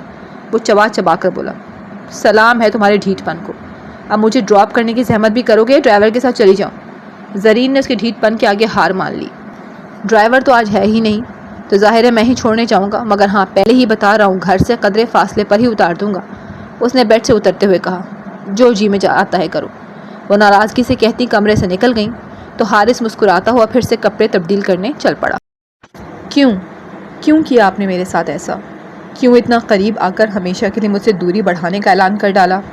شام کے ڈھلتے سائے میں لان میں چکر کاٹتی وہ سب سے دور تنہا بس اپنے غم پہ کھل کر رو رہی تھی۔ آپ محبت کے عہد و پیمان میرے ساتھ کر کے، قربت کے منازل میرے ساتھ طے کر کے اب کسی اور کو کیسے چن سکتے ہیں؟ جب آپ ہی کو چننا تھا تو پھر مجھ سے اظہار محبت کیوں کیا؟ کیوں میرے تھمتے جذبوں میں جوش پیدا کیا؟ کیوں مجھے اپنے ساتھ کا یقین دلایا جب پیچھے ہی ہٹنا تھا؟ وہ خوبصورتی سے سجے پودوں کے پتوں کو اکھاڑ اکھاڑ کر پھینکتی بول رہی تھی، اپنا غصہ اپنی بے بسی ان پہ نکال رہی تھی۔ میں تمہیں اپنے سوا کسی اور کا ہونے بھی نہیں دوں گا، تم صرف میری ہو ایزل، صرف میری، گاٹ اٹ؟ مجھے کسی اور کا ہونے نہیں دینا چاہتے، مگر خود پھر کیوں کسی اور کے ہو رہے ہیں؟ اگر مجھ پر صرف اپنا حق سمجھتے ہیں تو پھر آپ پر بھی صرف میرا ہی حق تھا۔ اب کیوں مجھ سے یہ حق چھین کر کسی اور کے نام کرنے جا رہے ہیں؟ ایک ظلم کے بعد اب دوسرا ظلم کیوں ڈھانے جا رہے ہیں میرے ساتھ؟ آپ نے تو کہا تھا آپ ایک پل بھی اب میرے بنا نہیں رہ سکتے، پھر کیوں ساری عمر کسی اور کے ساتھ رہنے کا فیصلہ کر رہے ہیں؟ کیوں آغا، کیوں میرے صبر اور میرے درد کا امتحان لے رہے ہیں؟ مت کریں ایسا، خدارہ مت کریں۔ وہ بلک بلک کر روتی وہیں گھاس پر بیٹھتی چلی گئی۔ شام کی پھیلتی تاریکی میں گم اس کا وجود اب جلتے قمقموں میں ٹوٹ کر بکھرتا دکھائی دینے لگا تھا۔ تمہاری اس زبان پہ اور ان لبوں پہ ہمیشہ بس میرا ہی نام ہونا چاہیے، سنا تم نے؟ اپنا نام کسی اور کے نام سے جوڑنے جا رہے ہیں آپ، تو اب کس حق سے میں آپ کا نام اپنی زبان پہ سجا کر رکھوں؟ اس کی مٹھیوں نے گھاس کو سختی سے جکڑا تھا۔ مجھ سے شادی کرو گی ایزل؟ کیا بنو گی میری دلہن؟ کیا سونپو گی اپنا آپ اپنے آقا کو؟ مجھے یقین نہیں آ رہا کہ اس رات تڑپ تڑپ کر مجھ سے اظہار کرنے والا، مجھ ہی سے ہمیشہ کے لیے مانگنے اور میرے بغیر مرنے کی باتیں کرنے والا شخص اب مجھ سے یوں نظریں پھیر سکتا ہے؟ اتنا بڑا فریب آپ میرے ساتھ نہیں کر سکتے۔ میرا دل نہیں مانتا کہ وہ شخص جو اس رات میری آنکھوں نے دیکھا آج وہی میری بجائے کسی اور کے ساتھ کی چاہ کر بیٹھا ہے۔ نہیں مانتا میرا یہ دل، کیا کروں؟ وہ نفی میں سر ہلاتی بولی، تمہارے دل کی یہ آواز کہ وہ تمہارے ساتھ ایسا نہیں کر سکتے یہ سچ بھی ہو سکتی ہے۔ اس سے بدگمان ہونے کی بجائے بہتر ہے تم ایک بار اس سے اس کیوں کا جواب طلب کر لو۔ کیا معلوم کہ ایسا کرنے والے وہ نہیں بلکہ تمہاری پھپھو ہوں، کیونکہ تم بھلے ہی آغا فارس کی چوائس ہو مگر شائستہ کی چوائس انم ہی ہے۔ وہ صرف اسے ہی اپنی بہو بنانے کی خواہش مند ہے، نہ کہ تمہیں۔ بھول گئی کہ کیسے تمہیں اپنے بیٹے سے دور رہنے کا کہا، کیسے اسے بھلا دینے اور انم کے لیے چھوڑ دینے کا کہا؟ بھول گئی کہ کیسے انم کو دیکھ کر ان کی آنکھوں میں اپنے ہونے والی بہو کا تصور امڑ آتا ہے، اور اسی کے ساتھ ڈھیر ساری محبت، جبکہ تمہیں دیکھ کر ان کی آنکھوں میں بس خوف کی لہریں دوڑ اٹھتی ہیں کہ کہیں تم ان کے بیٹے کو چھین نہ لو، کہیں وہ انم سے رشتہ توڑ کر تم سے نہ جوڑ بیٹھے۔ کیوں بھول گئی کہ وہ فارس کے لیے صرف اور صرف انم کو دیکھتی ہیں، تمہیں ہرگز نہیں؟ تو پھر کیسے تم نے یہ سوچ لیا کہ شادی کی تاریخ رکھنے میں صرف آقا فارس کا ہاتھ ہے؟ وہ شخص جو تمہاری معافی کو تڑپتا رہا، گڑ گڑاتا رہا تمہارے سامنے، اس لیے نہیں کہ معافی ہی بس اہم تھی، بلکہ اس لیے کہ معافی سے کہیں زیادہ تم اہم ہو۔ وہ تمہیں کھونا نہیں چاہتا، تب بھی تمہاری معافی کا طلبگار ہے۔ جو شخص دیوانوں جیسی محبت کرتا ہو تم سے، جو تمہارے بغیر نہ جینے کی باتیں کرتا ہو، وہ شخص بھلا کیسے کسی اور کے ساتھ رہنے کا فیصلہ کر سکتا ہے؟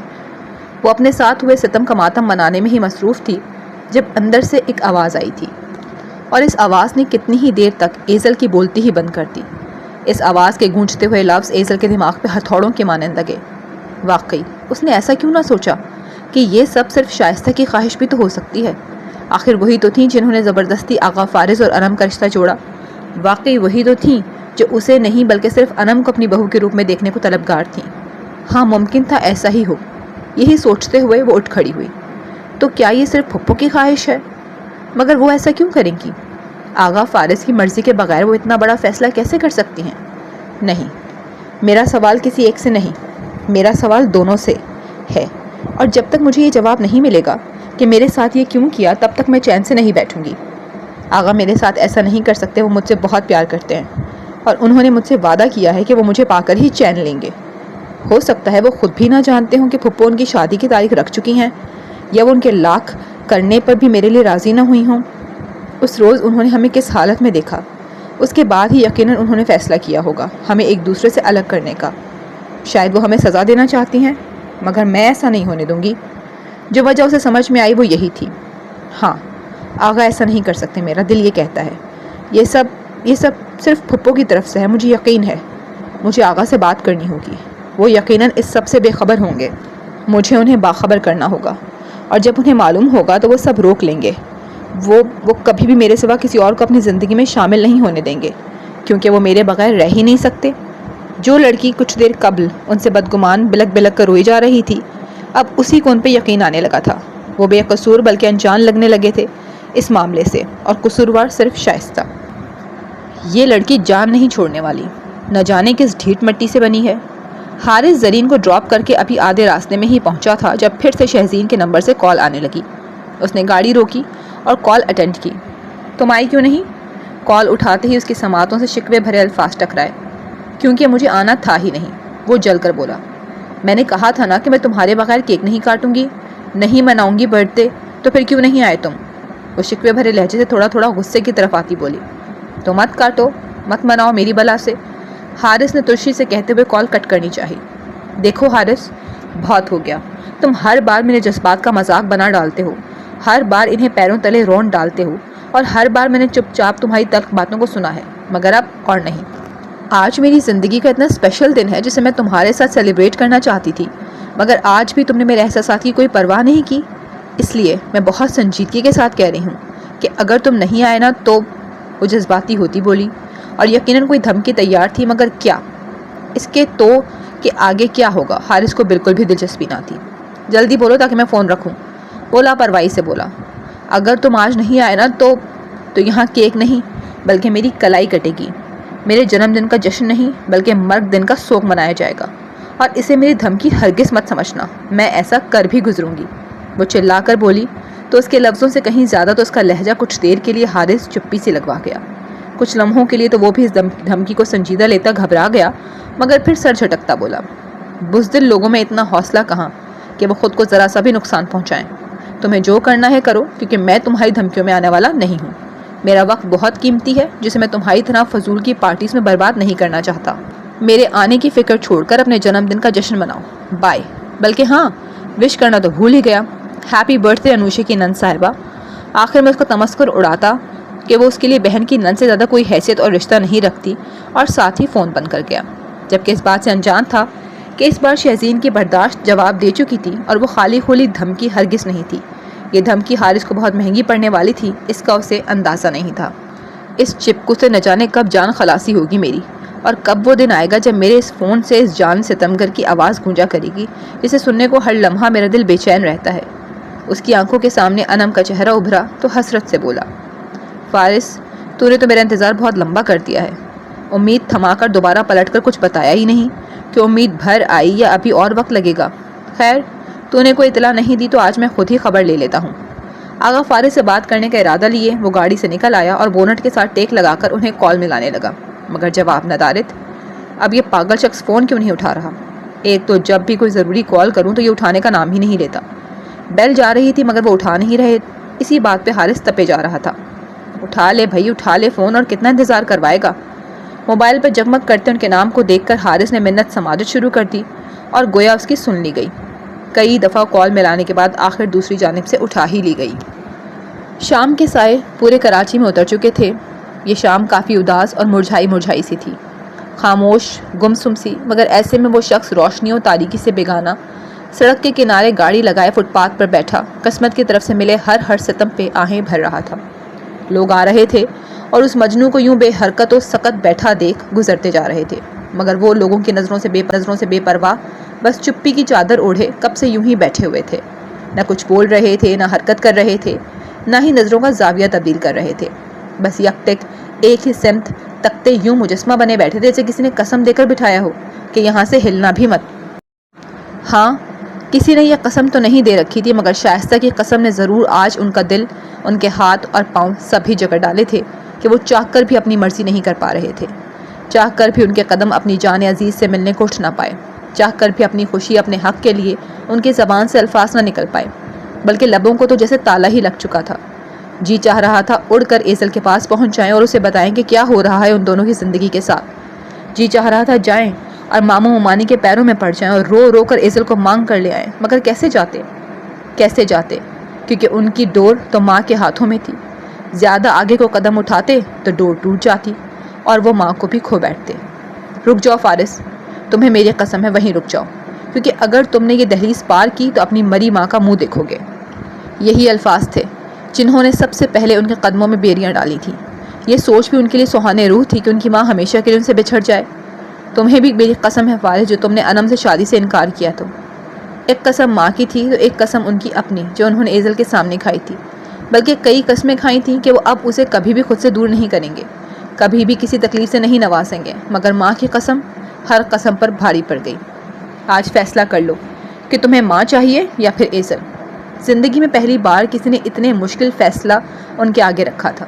ایک چناؤ تھا جو انہیں کرنا تھا اور وہ کر آئے، وہ ماں کو چنائے تھے۔ اگر ایزل کو چنو گے تو تمہیں اس گھر کی دہلیز پار کرنی ہوگی، اور دہلیز پار کرنے سے قبل تمہیں مجھ سے اپنا ہر ناتا توڑنا پڑے گا۔ کچھ تو دیکھا تھا انہوں نے شائستہ کی آنکھوں میں، جس کے خوف سے وہ ایک بھی قدم نہیں اٹھا پائے تھے اس دہلیز کو پار کرنے کے لیے، جس سے اگر ان کا قدم پار اٹھتا تو برابر والے گھر کے دروازے پہ جا ٹھہرتا۔ چلے جاؤ اور دوبارہ مجھے کندھا دینے ہی آنا، بلکہ تب بھی کوئی ضرورت نہیں آنے کی۔ یہی وہ الفاظ تھے جہاں وہ شخص اپنی ماں کی محبت کے آگے اس لڑکی کی محبت اور اپنی محبت پر سمجھوتا کر گیا۔ یہیں پر انہوں نے ہار مان لی تھی، یہیں پر انہوں نے اپنی چاہت، اپنے خواب، اپنی سبھی خواہشوں کا گلا گھونٹ ڈالا تھا، اور یہیں پر اب بھی ان کا ضبط جواب دے گیا تو پوری طرح سے ٹوٹ کر رہ گئے۔ اندر کا لاوا جاگ اٹھا تو زور زور سے دیوانوں کی مانند چلانے لگے، کسی زخمی شیر کی مانند دھاڑنے لگے، یوں کہ آس پاس کے سبھی لوگ ان کے اطراف اکٹھے ہونے لگے۔ کیا ہوا بھائی، تم ٹھیک تو ہو؟ طرح طرح کی آوازیں اٹھنے لگیں، اور انہی آوازوں میں ایک قریب سے بھی آئی۔ ایک شخص ان کے کندھے پہ ہاتھ رکھے فکر مندی سے پوچھ رہا تھا، ارے بتاؤ تو، کیوں پاگلوں کی طرح چلا رہے ہو؟ بات کیا ہے؟ کوئی پریشانی ہے؟ کہیں تکلیف ہے تو بتاؤ۔ وہ مسلسل گلا پھاڑے چلائے جا رہے تھے کہ یہ ان کے صبر، ان کے درد کی انتہا تھی جو جواب دے گئی تھی، اور آخری حل یہی بچا تھا۔ کچھ نہیں ہوا مجھے، چلے جاؤ تم یہاں سے، جاؤ تم سب، اور اکیلا چھوڑ دو مجھے۔ وہ الٹا پوچھنے والے پر بھی چڑھ دوڑے اور جاہریے سے چلا کر سبھی کو چلے جانے کا کہا۔ مسئلہ کیا ہے تمہارے ساتھ؟ یوں فٹ پاتھ پہ بیٹھے کیوں دھاڑے مار مار کر چلا رہے ہو؟ اب کی بار دوسرا آدمی بولا تھا، تم لوگوں کو سمجھ نہیں آ رہی؟ کہا نا کچھ نہیں ہوا مجھے، میں چلاؤں، دھاڑوں یا مروں، تم سب کو اس سے کیا؟ دفع ہو جاؤ یہاں سے۔ وہ وحشی پن سے چلائے یوں جیسے کاٹ کھائیں گے سبھی کو۔ کیوں جائیں ہم؟ یہ فٹ پاتھ تمہارے باپ کا ہے کیا، جہاں بیٹھ کر آسمان سر پہ اٹھایا ہوا ہے؟ دفع تو تم ہو یہاں سے۔ مجمع کے بیچ سے ایک اور آدمی بولا تو باپ والی بات پہ آغا فارس کا ٹیمپر شارٹ ہوا۔ وہ غصے سے تن فن کرتے اس کی جانب بڑھے اور اسے گریبان سے پکڑ کر زور سے اپنا سر اس کے ماتھے پہ مارا۔ باپ پہ مت جاؤ ورنہ زندہ گاڑ دوں گا تجھے، اور 2-3 مکے بھی اس کے منہ پر برسا دیے۔ زیادہ کی نوبت ہی نہ آئی کہ لوگوں نے مداخلت کر کے دونوں کو ایک دوسرے سے دور کر دیا۔ ارے بھائی چھوڑ دو اسے اس کے حال پر، مجھے تو کوئی پاگل ہی لگتا ہے۔ اس پاگل کو تو پولیس کچھ نہیں کہے گی، الٹا تم پہ کیس ہو جائے گا۔ خود کو چھڑواتا وہ آدمی اپنے اوپر برسائے گئے مکوں کا بدلہ لینے ان کی طرف بڑھا تو پھر سے لوگ راہ میں حائل ہوئے اور کسی نے اسے سمجھایا، یہ پاگل دوبارہ مجھے کہیں نظر آیا تو زندہ نہیں چھوڑوں گا اسے۔ وہ تیش بھرے لہجے میں کہتا وہاں سے نکل گیا۔ جاؤ بھائی جاؤ، تم بھی اپنے راستے جاؤ، یہاں پر چیخو پکار کرنے کی ضرورت نہیں۔ وہی آدمی اب آغا فارس کو بھی جانے کا کہنے لگا، مگر وہ اپنی جگہ سے ٹس سے مس نہ ہوئے تو سب انہیں برا بھلا کہتے اپنے اپنے راستے چل پڑے کہ پاگل ہے، خود ہی چلا جائے گا۔ اب کبھی بھی تمہیں خود سے دور نہیں کروں گا، کیونکہ یہ آغا اب نہیں رہ سکتے وہ اپنی ایزل کے بنا، نہیں کھونا چاہتے وہ اسے، مر جائیں گے وہ اسے کھو کر۔ میں تمہیں واقعی خود سے دور نہیں کرنا چاہتا، تمہارے بنا سچ میں لمحہ لمحہ ختم ہو رہا ہوں، مگر یہ کیسی ستم ظریفی ہے، جب ہم دونوں ایک ہونے لگتے ہیں تب ہمیں ایک دوسرے سے دور کر دیا جاتا ہے۔ شاید اس رب نے ہمارا ایک ہونا لکھا ہی نہیں، مگر کیوں؟ آخر کیوں اتنا بڑا دکھ ہم دونوں کی قسمت میں لکھ ڈالا ہے؟ لا حاصل محبت کا غم ہی کیوں میرے رب؟ کوئی اور غم، کوئی اور اذیت ہمارے نام کر دیتا ہم سہ لیتے، مگر محبت کی ناکامی کا دکھ ہی کیوں ہمارے پلے باندھ دیا؟ آسمان کی طرف چہرہ اٹھائے وہ اپنے رب سے شکوہ کرنے لگے کہ یہی دکھ کیوں یہ آزمائش ان کے نصیب میں لکھی۔ مجھ سے شادی کرو گی ایزل؟ کیا بنو گی میری دلہن؟ کیا سونپو گی اپنا آپ اپنے آقا کو؟ ایزل سے کیے وعدے، قسمیں اور اپنے سبھی الفاظ جہاں ایک ایک کر کے یاد آئے، وہیں یہ جملے بھی سماعتوں میں بازگشت ہوتے محسوس ہوئے۔ یہ وہ جملے تھے جو اس رات انہوں نے ایزل سے کہے تھے، پورے دل و جان سے۔ اگلے مہینے کی 30 تاریخ کو تمہارا انم کے ساتھ نکاح ہے۔ اور یہ وہ جملے تھے جو آج شائستہ نے ان سے کہے تھے، مستحکم لہجے میں، اور پل بھر کے اندر ان کے سبھی ارمانوں کا خون کر گئے۔ کیوں ماما، کیوں کر رہی ہیں آپ میرے ساتھ ایسا؟ بھلا کوئی ماں اپنے بیٹے کے ساتھ اتنی بے رحمی بھی کرتی ہے جتنی آپ نے کی ہے؟ آپ ایسی تو کبھی بھی نہ تھیں، میری ہر بات مانتی تھی، ہر خواہش پوری کرتی تھی، اور اب جب میری زندگی کی اتنی بڑی خواہش کا معاملہ آیا تو مجھ سے میری مرضی کا حق اتنی بے دردی سے کیوں چھین لیا آخر؟ شکوے صرف رب سے ہی نہیں بلکہ ماں سے بھی تھے، بلکہ انہی سے تو تھے سبھی شکوے۔ آج یہ جس حال سے گزر رہے تھے اس کا سبب ان کی اپنی ماں ہی تو تھی، اور یہی تو سب سے بڑا دکھ تھا۔ میں نہیں رہ سکتا ایزل کے بغیر، پلیز مجھے سمجھیں ماما، پلیز توڑ دیں اپنی قسم، واپس لے لیں اپنے سبھی الفاظ، آزاد کر دیں میرے قدموں کو اس کی دہلیز تک پہنچنے کے لیے۔ کس قدر ٹوٹ کر بکھرے تھے وہ اپنی ہی ماں کے ہاتھوں۔ اگر میں چپکے سے اس سے ملا ہوں تو دل میں خیال آیا تھا، مگر ملامت بھی ہوئی اسی دل کی طرف سے کہ ماں کو دھوکہ دو گے؟ کچھ نہیں ہوگا، ماما کو پتہ نہیں چلے گا، اور پتہ بھی چلا تو میں سمجھا لوں گا، میں کچھ نہیں ہونے دوں گا انہیں۔ دل ڈگمگایا تھا ان کی دی قسم توڑنے کو۔ چناؤ جو وہ کر کے آئے تھے اب اس میں ہلکی سی دڑار آئی تھی، چنانچہ تبدیل کرنے کو دل اکسا رہا تھا۔ اف، کیا کروں میں، کیا کروں آخر؟ وہ بالوں کو مٹھیوں میں جکڑے بے بسی کی انتہا لیے بولی، اور تب ہی کسی ضعیف ہاتھ کا محبت میں گندھا لمس انہیں اپنے کندھے پہ محسوس ہوا تو گردن کو جنبش دے کر اپنے دائیں جانب دیکھا، جہاں سفید داڑھی اور سفیدی کپڑے اوڑھے ایک بزرگ بیٹھے ہوئے تھے۔ تمہاری آنکھوں میں ٹھہرا کرب کسی کو کھو دینے کی کہانی سنا رہا ہے، کیا مسئلہ ہے بیٹا؟ وہ بزرگ اتنی نرماہٹ اور محبانہ لہجے میں سوال گو ہوئے۔ ایک عجیب سی مٹھاس تھی ان کے لہجے میں کہ آغا فارس چند ثانیے تو انہیں دیکھتے ہی رہ گئے، اور پھر بے ساختہ ان کے لبوں سے جواب نکلا، ایک لڑکی ہے بابا۔ ادھورا جواب، مگر مسئلہ کچھ تو سامنے آیا۔ کیا کہتی ہے؟ پوچھا گیا۔ کہتی ہے مجھ سے بہت پیار کرتی ہے، آواز بھر آئی تھی۔ اور تم؟ دوسرا سوال۔ میں بھی جان دیتا ہوں اس پہ۔ اس کی بات کرتے اس شخص کے لہجے میں بھی مٹھاس گھلائی تھی۔ پھر بچا ہی کیا؟ وہ مسکائے۔ پیار، محبت، دل و جان سب دے سکتا ہوں، بس اپنا آپ نہیں دے سکتا اسے۔ بتایا گیا کہ ان کا وجود جو وہ اس کے نام نہیں کر سکتے، ورنہ دل و جان پر تو نام اسی کا ہے۔ پھر پیار، محبت اور دل و جان بھی مت دو۔ بجا کہا گیا، وہ تو بس اسی کے لیے ہیں، مہر لگ چکی ہے ان سب پہ اس کے نام کی۔ دل پہ ہاتھ رکھے یوں کہا گیا جیسے اس کے نام کو چھوا ہو جو سینے پہ سجا تھا۔ ہٹا دو اس کو۔ مسکان ہنوز وہی تھی۔ ناممکن ہے، وہ اٹل پن سے بولے۔ پھر اپنا لو اسے یا بن جاؤ اس کے۔ حل بتایا گیا، ماں ایسا نہیں چاہتی۔ اصل مسئلہ تو اب بیان ہوا تھا۔ ماں سے محبت کرتے ہو؟ پوچھا گیا۔ اسی محبت کے آگے تو مجبور ہوں بابا۔ ان بزرگ کی طرف دیکھ کر لاچارگی سے بولے، کیا ہے مجبوری؟ اور کتنے سوال باقی تھے ان کے؟ کسی ایک کا چناؤ۔ بہت ہی مشکل چناؤ تھا یہ تو۔ اوہ، یعنی محبت یا ماں؟ مسئلہ کھل کر سمجھ میں آیا تو ہنکارا بھرا اور گہری سانس بھی بھری گئی۔ ہاں بابا، اعتراف ہوا۔ کیا چنا پھر؟ یہ چننا باقی ہے؟ سب سے اہم سوال۔ محبت چننا چاہتا ہوں اور ماں کو کھو نہیں سکتا۔ عجیب کشمکش تھی۔ فیصلہ بہت کٹھن ہے بیٹا، مگر چناؤ تو لازم ہے۔ انہوں نے بھی مانا کہ مسئلہ آسان نہ تھا۔ میں پاگل ہو جاؤں گا بابا۔ انہوں نے اپنا سر پیٹا۔ وقت تو سمجھداری درکار ہے بیٹا۔ انہوں نے آغا فارس کو تحمل رکھنے کا کہا۔ کیا کروں؟ بے بسی ہی بے بسی تھی۔ صحیح کا ساتھ دو اور غلط کو چھوڑ دو۔ مسئلے کا حل پیش کیا گیا۔ ماں غلط کر رہی ہے، نہ جانے کیوں۔ وہ ماں ہے، اولاد کے اچھے برے کو معاف کر دیتی ہے۔ تم اپنا اچھا کرو، برے سے دامن کھینچ لو۔ مختصر یہ کہا گیا کہ محبت کو چن لو، ماں کچھ عرصے بعد ٹھیک ہو جائے گی معاف کرتے کی۔ وہ کہتی ہیں کہ مجھے اپنے آخری دیدار سے محروم رکھیں گی، مر جائیں گی، وہ نہیں چھوڑ سکتا اپنی ماں کو۔ وہ رو پڑے تھے، جبکہ وہ بزرگ مسکرائے۔ حیرت تھی کہ وہ رو رہے تھے اور بابا مسکرا رہے تھے۔ بس بیٹا، یہی ہے تمہارا چناؤ۔ تو یہ تھی ان کے مسکرانے کی وجہ، کیونکہ انہوں نے آغا فارس سے چناؤ کروا لیا تھا۔ وہ ہاتھوں پہ چہرہ رکھے رو رہے تھے جب کچھ لمحوں بعد انہیں محسوس ہوا کہ جیسے وہ محبت بھرا لمس اب کہیں کھو گیا ہے۔ انہوں نے سر اٹھا کر دیکھا تو بزرگ بابا دور جا چکے تھے۔ یار کہاں کھو گئے ہو اس رات سے؟ کوئی خبر ہی نہیں، کوئی بات چیت ہی نہیں۔ ان کے کال اٹھاتے ہی حارث نے پوچھا۔ گم تو وہ پہلے بھی ایسے ہی رہتے تھے، مگر اب خاص طور پر کیوں پوچھا جا رہا تھا؟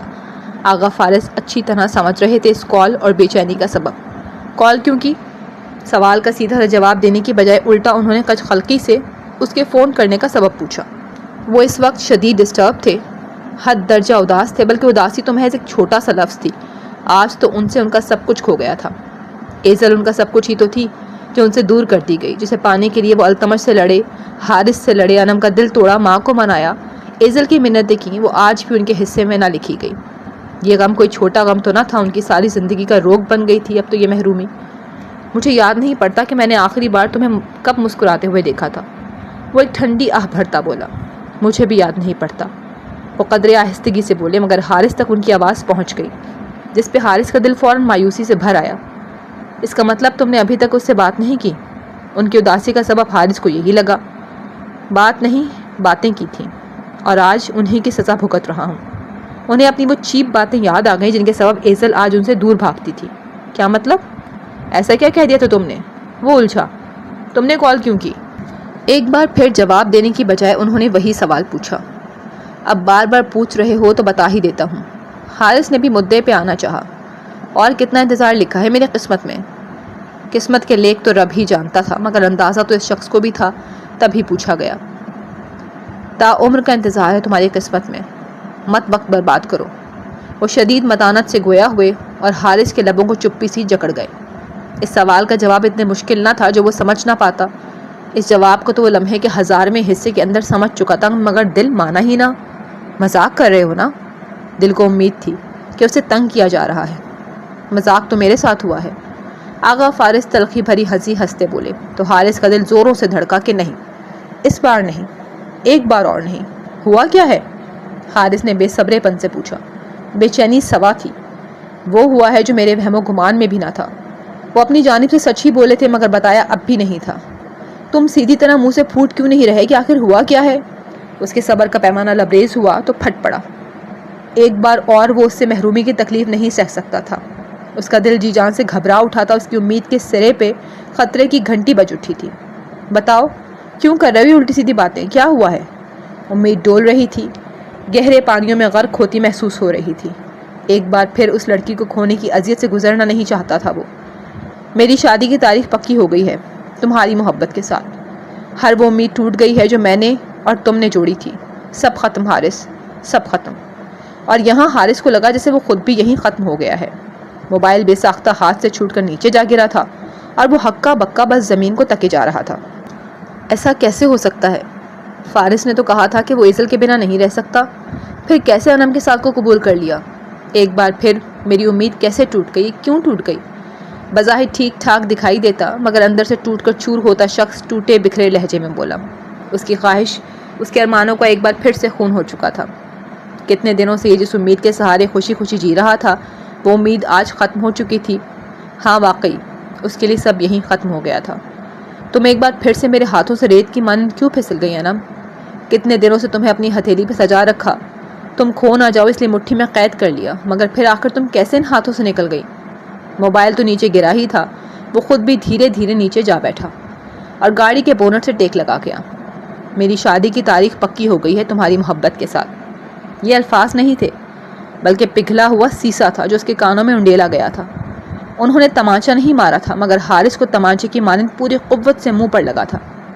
میری محبت میرے حصے میں آنے کی بجائے ایک بار پھر سے اس شخص کے حصے کیوں چلی گئی جس سے اس کی ضرورت ہی نہیں؟ اس بار یا رب، اس بار تو اسے میرے حصے میں لکھ دیتا۔ ایک بار پھر سے اس کی زندگی میں وہ دن چلا آیا تھا جب پھر سے وہ اس رب سے شکوہ کرنے پر اتر آیا تھا۔ آسمان کی جانب چہرہ اٹھائے، سڑک کنارے گاڑی سے ٹیک لگائے بیٹھا، وہ اس وقت اس فقیر سے کم نہیں لگ رہا تھا جس سے اس کا سب کچھ چھن گیا ہو، حتیٰ کہ وہ کٹورا بھی جو دوسروں کے آگے کر کے وہ کچھ مانگ سکتا ہو۔ جب اسے میرے نصیب میں لکھنا ہی نہیں تھا تو پھر کیوں مجھے دوبارہ سے اسے پانے کی امید دلائی؟ کیوں ٹوٹا دل جوڑ کر پھر سے توڑ ڈالا؟ تو جانتا ہے نا یا رب کہ ایک بار دل ٹوٹ جائے تو سنبھل جاتا ہے، مگر جب دوسری بار ٹوٹتا ہے تو سنبھلنا مشکل ہو جاتا ہے۔ تو پھر کیوں ڈالا مجھے اس مشکل میں؟ ایک محبت ہی تو مانگی تھی تجھ سے، فقط ایک محبت جو کہ میرے لیے دنیا کے انمول خزانوں سے بڑھ کر تھی۔ زندگی کی پہلی اور آخری خواہش سمجھ کر بخش دیتا وہ محبت مجھے، پر تو نے کیوں مجھ پہ یہ عنایت نہ کی؟ اسے اس شخص کو بخش دیا جسے اس کی چاہ تک نہیں۔ کیا یہ میرے ساتھ ظلم نہیں؟ وہ نہیں جانتا تھا کہ تکلیف میں وہ اپنے رب سے کیسے کیسے شکوے کر رہا ہے، مگر نہیں، اس کا دل ٹوٹا تھا، وہ اپنے حواس سے باہر ہو رہا تھا۔ کیوں بخشی مجھے یہ محرومی؟ کیوں اللہ کیوں؟ زخموں سے چور لہجہ تھا، ایک طرف وہ ٹوٹ کر بکھرا تھا تو دوسری طرف آغا فارس۔ دونوں کی ہی امید ٹوٹ کر بری طرح چکنا چور ہوئی تھی، اور اب اس کی کرچیاں انہیں اپنے بدن میں گھس کر روح تک کو چھلنی کرتی محسوس ہو رہی تھیں۔ کہاں جا رہی ہو ایزل؟ ابھی اس نے زینے کی طرف قدم اٹھایا ہی تھا کہ اس سوال پہ اس کا اٹھتا قدم وہیں خلا میں ہی جامد ہو گیا۔ شائستہ اس کے بالکل عقب میں کھڑی تھی اور پوچھنے کا انداز اچھا خاصا کرخت تھا۔ وہ ان کی پکار اور سوال پر پلٹ ہی نہ پائی اور وہیں مجسم ہو کر رہ گئی، زبان بھی گویا ساتھ چھوڑ گئی تھی۔ میں نے پوچھا کہاں جا رہی ہو؟ اس کی خاموشی پا کر شائستہ نے پھر سے استفسار کیا تو وہ ہولے ہولے سے پلٹی، ہاتھوں کی انگلیاں گھبراہٹ میں ایک دوسرے کو مسل رہی تھیں۔ وہ میں فارس سے ملنے جا رہی تھی، ہے نا؟ وہ گھبرائی سی اٹک کر ابھی 2-3 الفاظ ہی بول پائی تھی جب اس کا جملہ شائستہ نے مکمل کر دیا تو وہ نہ ہاں کہہ سکی نہ ہی نہ، بس چپ چاپ سر جھکائے کھڑی رہی۔ ایک نظر اٹھا کر شائستہ کی طرف دیکھا اور فوراً نظریں جھکا گئی۔ شائستہ کی باروب آنکھوں میں دیکھنا اس کے لیے محال ہوا تھا۔ جی پھپھو، اس نے اقرار کیا اور بولنے کے ساتھ ساتھ سر کو بھی جنبش دی۔ جیسے آئی ہو ویسے ہی الٹے پیر واپس مڑ جاؤ، اور دوبارہ وہ قدم اٹھانے کی ضرورت نہیں جو اس کے روبرو جا رکتے ہوں۔ وہ تند و تلخی سے گویا ہوئی تو ایزل حق دق سی انہیں دیکھ کر رہ گئی۔ یہ وہ کیا کہہ رہی تھیں اور کیوں کہہ رہی تھیں؟ ایزل تو ان کے لفظوں پر تحیر زدہ رہ گئی۔ حارث کا فون کب سے بج رہا تھا مگر وہ اندھا بہرا گونگا بنا رہا۔ مگر کب تک؟ آخر کب تک یوں ہر چیز سے بیگانہ یوں سڑک پر بیٹھا رہتا؟ جب ہوش آئی تو اٹھنا ہی پڑا۔ اوندھے منہ پڑا موبائل بھی اٹھایا اور اسکرین کی جانب دیکھا تو زرین کی کال تھی۔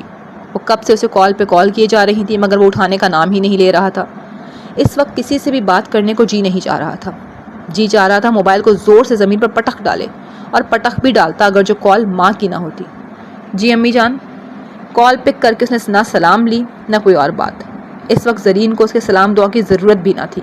کوئی اور وقت ہوتا تو ضرور اسے گھرک دیتی کہ تمہاری تہذیب کہاں مر گئی؟ حارث تم کہاں ہو بیٹا؟ زرین نے سب سے پہلے فکر مندی سے استفسار کیا۔ وہ میں یہی، چھوڑیں آپ بتائیں کیوں کال کی؟ کچھ پریشان لگ رہی ہیں؟ اپنی پریشانی میں بھی وہ ماں کی پریشانی کو فوراً سے بھانپ گیا۔ بیٹا پوچھو مت کہ کیوں پریشان ہوں، تم بس جہاں بھی ہو فوراً سے انوشے کی طرف آ جاؤ۔ پریشانی سے گویا ان کے ہاتھ پیر پھولے ہوئے تھے۔ امی جان سب خیریت تو ہے؟ ہوا کیا ہے جو اتنی زیادہ پریشان ہیں آپ؟ انیشے تو ٹھیک ہے نا، اور سادی؟ زرین کی پریشانی دیکھ کر اسے اپنی پریشانی بھول گیا کہ ابھی چند منٹ قبل وہ کس حال میں تھا، کون سے سوگ منا رہا تھا۔ وہ دونوں تو ٹھیک ہیں مگر کیا امی جان بتا بھی دینا کیوں میرے دل کو ہلا رہی ہیں؟ وہ بے کلی سے بولا۔ حارث، شہزین نے خود کو کمرے میں بند کر لیا ہے اور اپنی کلائی کاٹ بیٹھی ہے۔ واٹ؟ زرین کا اتنا ہی کہنا تھا کہ بے ساختہ حارث کے لبوں سے حیرت میں ڈوبا لفظ نکلا۔ وہ پاگل لڑکی واقعی اپنا کہا سچ کر دکھائے گی، اس کے تو وہم و گمان میں بھی نہ تھا۔ جس دھمکی کو وہ مذاق میں اڑا گیا تھا شہزین اس پر عمل کر بیٹھی تھی، یہ جان کر وہ واقعی سکتے میں آ گیا تھا۔ اگر تم آج نہیں آئے نا تو یہاں کیک نہیں بلکہ میری نفس کٹے گی۔ میرے جنم دن کا جشن نہیں بلکہ مرگ دن کا سوگ منایا جائے گا، اور اسے میری دھمکی ہرگز مت سمجھنا، میں ایسا کر بھی گزروں گی۔ اسے شہزین کے الفاظ یاد آئے تو اپنا سر پکڑ گیا۔ جی فرینڈز، تو یہاں پر اختتام پذیر ہوتی ہے آج کی ایپیسوڈ۔ آپ کو کیسی لگی کمنٹس کر کے ضرور بتائیے گا۔ اگلی ایپیسوڈ تک اپنا خیال رکھیے گا۔ اللہ حافظ۔